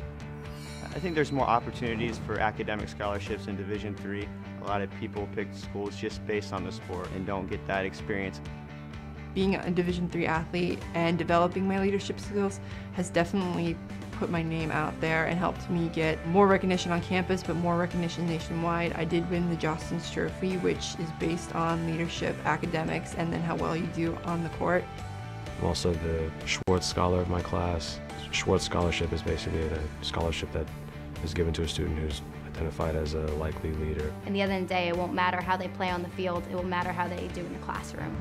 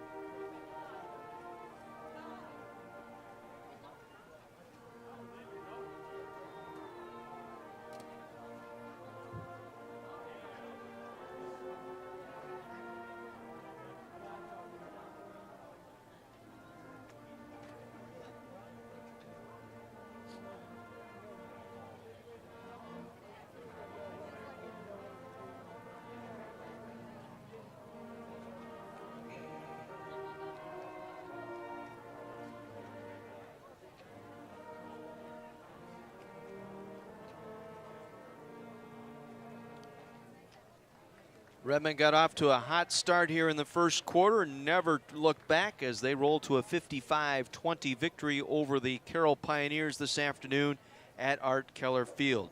The Carroll Pioneers won the opening coin toss, deferred, gave Carthage the football, and 3 plays into the ball game, it was James Cobbs on a flea flicker. Kyle Freiberg handed the ball off to Jamel Davis, middle of the line, then turned, flipped it back to Freiberg. He then found James Cobbs open over the middle, dropped the ball right over his shoulder for the touchdown. That made the score 7-0. Carthage added a 1-yard touchdown run by Jamel Davis after a Trost interception return to the 1-yard line. Davis's touchdown made it 14-0, 3 minutes into the contest. Carthage wasn't done. Chantrell Garner got a 42-yard interception return for a touchdown. The extra point was no good. That made it 20-0 just 3 minutes into the contest. Carthage added another touchdown at the 5:51 mark, an 8-play, 83-yard drive that was capped off by a Freiberg to Bazrick 58-yard touchdown connection. That made it 27-0. Then Bazrick added another score with 3:20 to go in the first quarter, a 57-yard punt return for a touchdown. 34-0. The Redmen, 34 points in the first quarter. Bazrick today, your player of the game with 3 touchdowns today. A touchdown, 2 touchdown receptions, and a punt return for a touchdown today. Carroll got their only score of the first half on a Jarrett Fintel 3-yard pass from Colton Bailing. That made it 34-6 as the kick by Eidelman was blocked. And then in the second half, Carthage added a couple of touchdowns. Zach Grabner, the tight end, getting a 6-yard pass from Bobby Suchecki. An 11-play, 55-yard drive made it 41-6. Then Bazrick, his 3rd touchdown of the day. This one a 38-yard reception from Freiberg. That capped off a 6-play, 44-yard drive, made it 48-6 Redmond. Carroll got a touchdown to end the third quarter on a 19-yard pass from Bailing to Parker Zitsky. The kick failed again. That was a 48-12 lead. And then late here in the fourth quarter, a couple of touchdowns. Cameron James, a 69-yard touchdown run for the Redmen, his first touchdown as a Carthage player. That made it a 55-12 lead. And then in the final seconds here, Bailing completes a pass to Matt Neerdals with his first touchdown reception of the year, capping off a 9-play, 74-yard drive. And the 2-point conversion by Zitsky makes it a 55-20 final here today. As we look at some of the numbers here this afternoon, the Redmen put up 419 yards of offense today, as Carthage gets 189 on the ground, 230 in the air. Meanwhile, for the Carroll Pioneers, 64 on the ground, 228 in the air, for a total of 292 yards. And some of the other miscellaneous stats here, Carthage, the other big stat of the day that stands out like a sore thumb, 12 penalties for 124 yards against the Redmen today. Carthage 9 of 14 on third downs. Carroll 5 of 14 on third downs. They were just 2 of 7 on third down, or I should say 4 of 7 on third down conversions in that second half. Individually, Freiberg today for the Redmen. Kyle Freiberg, 9 of 13 for 205 yards and 3 touchdowns. Did not throw an interception today. Leading ground gainer today for the Redmen was Lafayette McGarry, 13 carries for 53 yards. And of course, you got James with that 69-yard touchdown run earlier. And then Bazrick today, 3 receptions, 101 yards. Bazrick also 89 yards in punt returns today. So he had almost a 200-yard day and 3 touchdowns today for the Redmen as they roll 55-20 here this afternoon. Joined now by head coach here for the Redmen, and got Phil jumping in here as well. Mike Yeager, let's talk about this one here today. You couldn't ask for a better start from your team here. 3rd play from scrimmage, get the touchdown pass. No, I think we played really, really well from the start, something we focused on this week, playing better. You know, obviously having a slow start the last 2 weeks, it hurt us. And we came out and we did very, very well at the beginning and all 3 phases, you know, offense, defense, special teams. And, you know, you look up there all of a sudden and we're up 20-0 or 27-0 was it real quick. And, you know, that helps. Yeah, all three phases helping you out here. You get the interception return for a touchdown today. You had the touchdown passes, a touchdown run, and Bazarick today on special teams. What a special day for him. Well, he's really worked hard, I know, in the return game as well as in the receiving game, and 3 touchdowns today for the young man. Yeah, Tommy Bazarik's a great kid. He's a great player. He's played a lot of football for us and did great, like you said, in punt returns and receiving and also blocking in the run game. And Tommy had a big day. Certainly did, and as did most of the team offensively here today. We got to see all 3 quarterbacks today. Freiberg, 9 of 13, 205 yards and 3 touchdowns. Suchecki, 2 for 3 today throwing the ball. And then we saw what Cameron James brings to the mix here, that read option look. Yeah, no, Cam's a great athlete, and you get him out in space and one-on-one, he's got an opportunity to make people miss and make some big plays, and you saw that on his long touchdown run.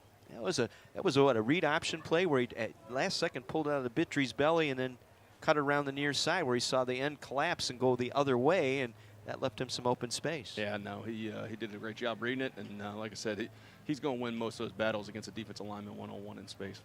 Yeah, the other thing is the defense today, while the numbers won't show up, but I thought your defense played really well here. You pulled all your starters out there in the third quarter, so this was basically 2s, 3s, and 4s that were out here late, and you still have to be pleased with the way the defense responded here. I mean, it was a 34-6 game at the half here in favor of the Redmen. Yeah, no, you know, our one defense, guys that play a lot, played really, really well. They basically gave up one drive, through 2.5 quarters. We got to play better when we put our 2s and 3s in there. We just can't let the offenses go up and down the field. They're getting their opportunity to show what they can do, and they've got to perform a little bit better. And, they know that, and, they'll learn from it, and hopefully we can play better next time they get an opportunity. Looking here at some of the numbers, Trost and Gansky had a very good day tackling. I thought Garner's play again sparking the team here with that interception return for a touchdown. That's 2 now that he's returned for touchdowns this year. Yeah, obviously it's a huge play when you return an interception for a touchdown. And, Emmett, Emmett Trost probably should have had one as well. He gets tackled on the 1-yard line. So obviously the defense did some great things today. So now what do you take away from a game like this? You've got 2 weeks essentially to kind of work on a few things, but particularly today's game here, 55 second straight week, you put 55 points on the board. Well, we've got a lot to work on. We've got a lot of technique things to work on. We're getting bad technique, and we're getting penalties because of it. We're having too many penalties because of that poor technique, so we've got to get that fixed. We got to be smart. We got to get healthy. It's a long football season. We're beat up a little bit. We're missing some guys, and we got to be smart and balance it. And get fresh here for the second half. We've got a perfect location for the bye week. We're 5 weeks in. We're 4-1. We're in good position. So we gotta make the most of this week coming up.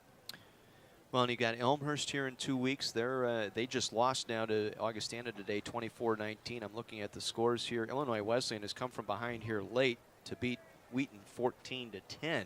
So this shapes up to be a big second half here for the Redmen going forward, because you still have Wesleyan and North Central in front of you, teams that are ahead of you right now in the standings. Yeah, no, in this league, people are going to beat up on one another. That's why you just got to keep showing up each week and try and put W's on the board. If you're going to do that, then those last couple of weeks you can be in it. Hopefully we can, like I said, have a good bye week and then take care of business against Elmhurst, and that's all we can control. And if we can get to that point and just keep picking up W's, we'll be all right. Yeah, both sides of the ball working on a few things. Special teams has been good here of late, and the biggest worry I have though is you lose some of that momentum with having the week off. So how do you try and structure that here with the guys? Well, I think that's okay. Momentum. You got to create your own momentum every single week. This is a game of momentum, and it's going to change constantly. So I'm not overly concerned with that. I want these guys coming back, getting the work done in the bye week, but then coming back hungry to play football again. So hopefully we can find that good balance of getting better, but at the same time coming back and being real excited next week when we really focus in on Elmhurst. It's a milestone victory here today. That's your 20th victory now. You're moving up the ladder here. I guess. I don't know. It's victory number 4 to us, and obviously that's the most important thing. So who do you like tonight, this afternoon? Miami's taking on Notre Dame. I think it's going to be closer than people think. You think so? I really do. I think they got a shot to keep it close. You keep winning some games here. They might put your name up on that stadium there for Miami of Ohio, huh? It actually is called Yeager Stadium. It's just spelled differently. Well, that's what I told you that. We were out there a couple of years ago. I says, well, you got to get with them there. They got to put a Y in front of that, and then you're all set. Yeah, no. Now I'm excited to go home and watch them play in a little bit. it always helps when you got a victory in your hip pocket as well, so that makes watching that a little bit easier, right? Yeah, no, like I said, it's homecoming. I told the guys to enjoy the night, be smart, but you know, we got to enjoy our time, enjoy the victory, and then we'll focus on getting better here this week. What are you going to do with the musket? You going to put that over the fireplace for another year or what? I think the players are running around with it right now. Fortunately, it doesn't shoot anything. So I saw Trost with it. I'm not too sure about that. He might figure that one out. Oh, but we'll go be in the trophy case on Monday. Right. Coach, enjoy your bye week. We'll see you in a couple weeks right back here against Elmhurst. Thanks. You bet. Mike Yeager, head football coach for the Carthage Redmen. As they pick up the win here today, they go to 4-1 on the season, 2-1 in the league, with a 55-20 victory over the Carroll Pioneers. As we just mentioned, I think that just went final now.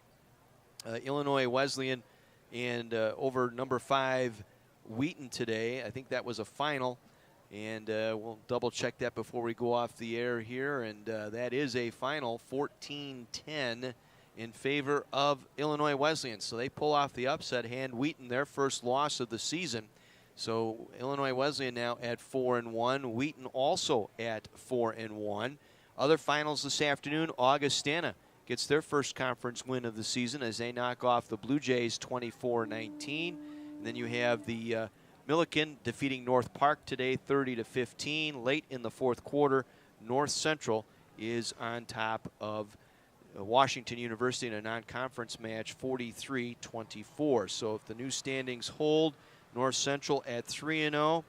Then you have Carthage, Illinois Wesleyan, and Wheaton all at 2-1.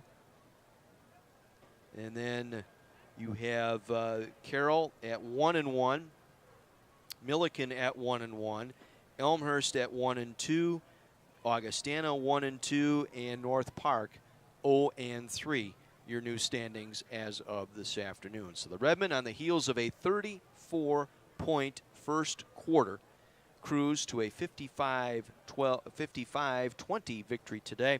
And the second straight week, they put 55 points on the board, and they head into their bye week at 4-1.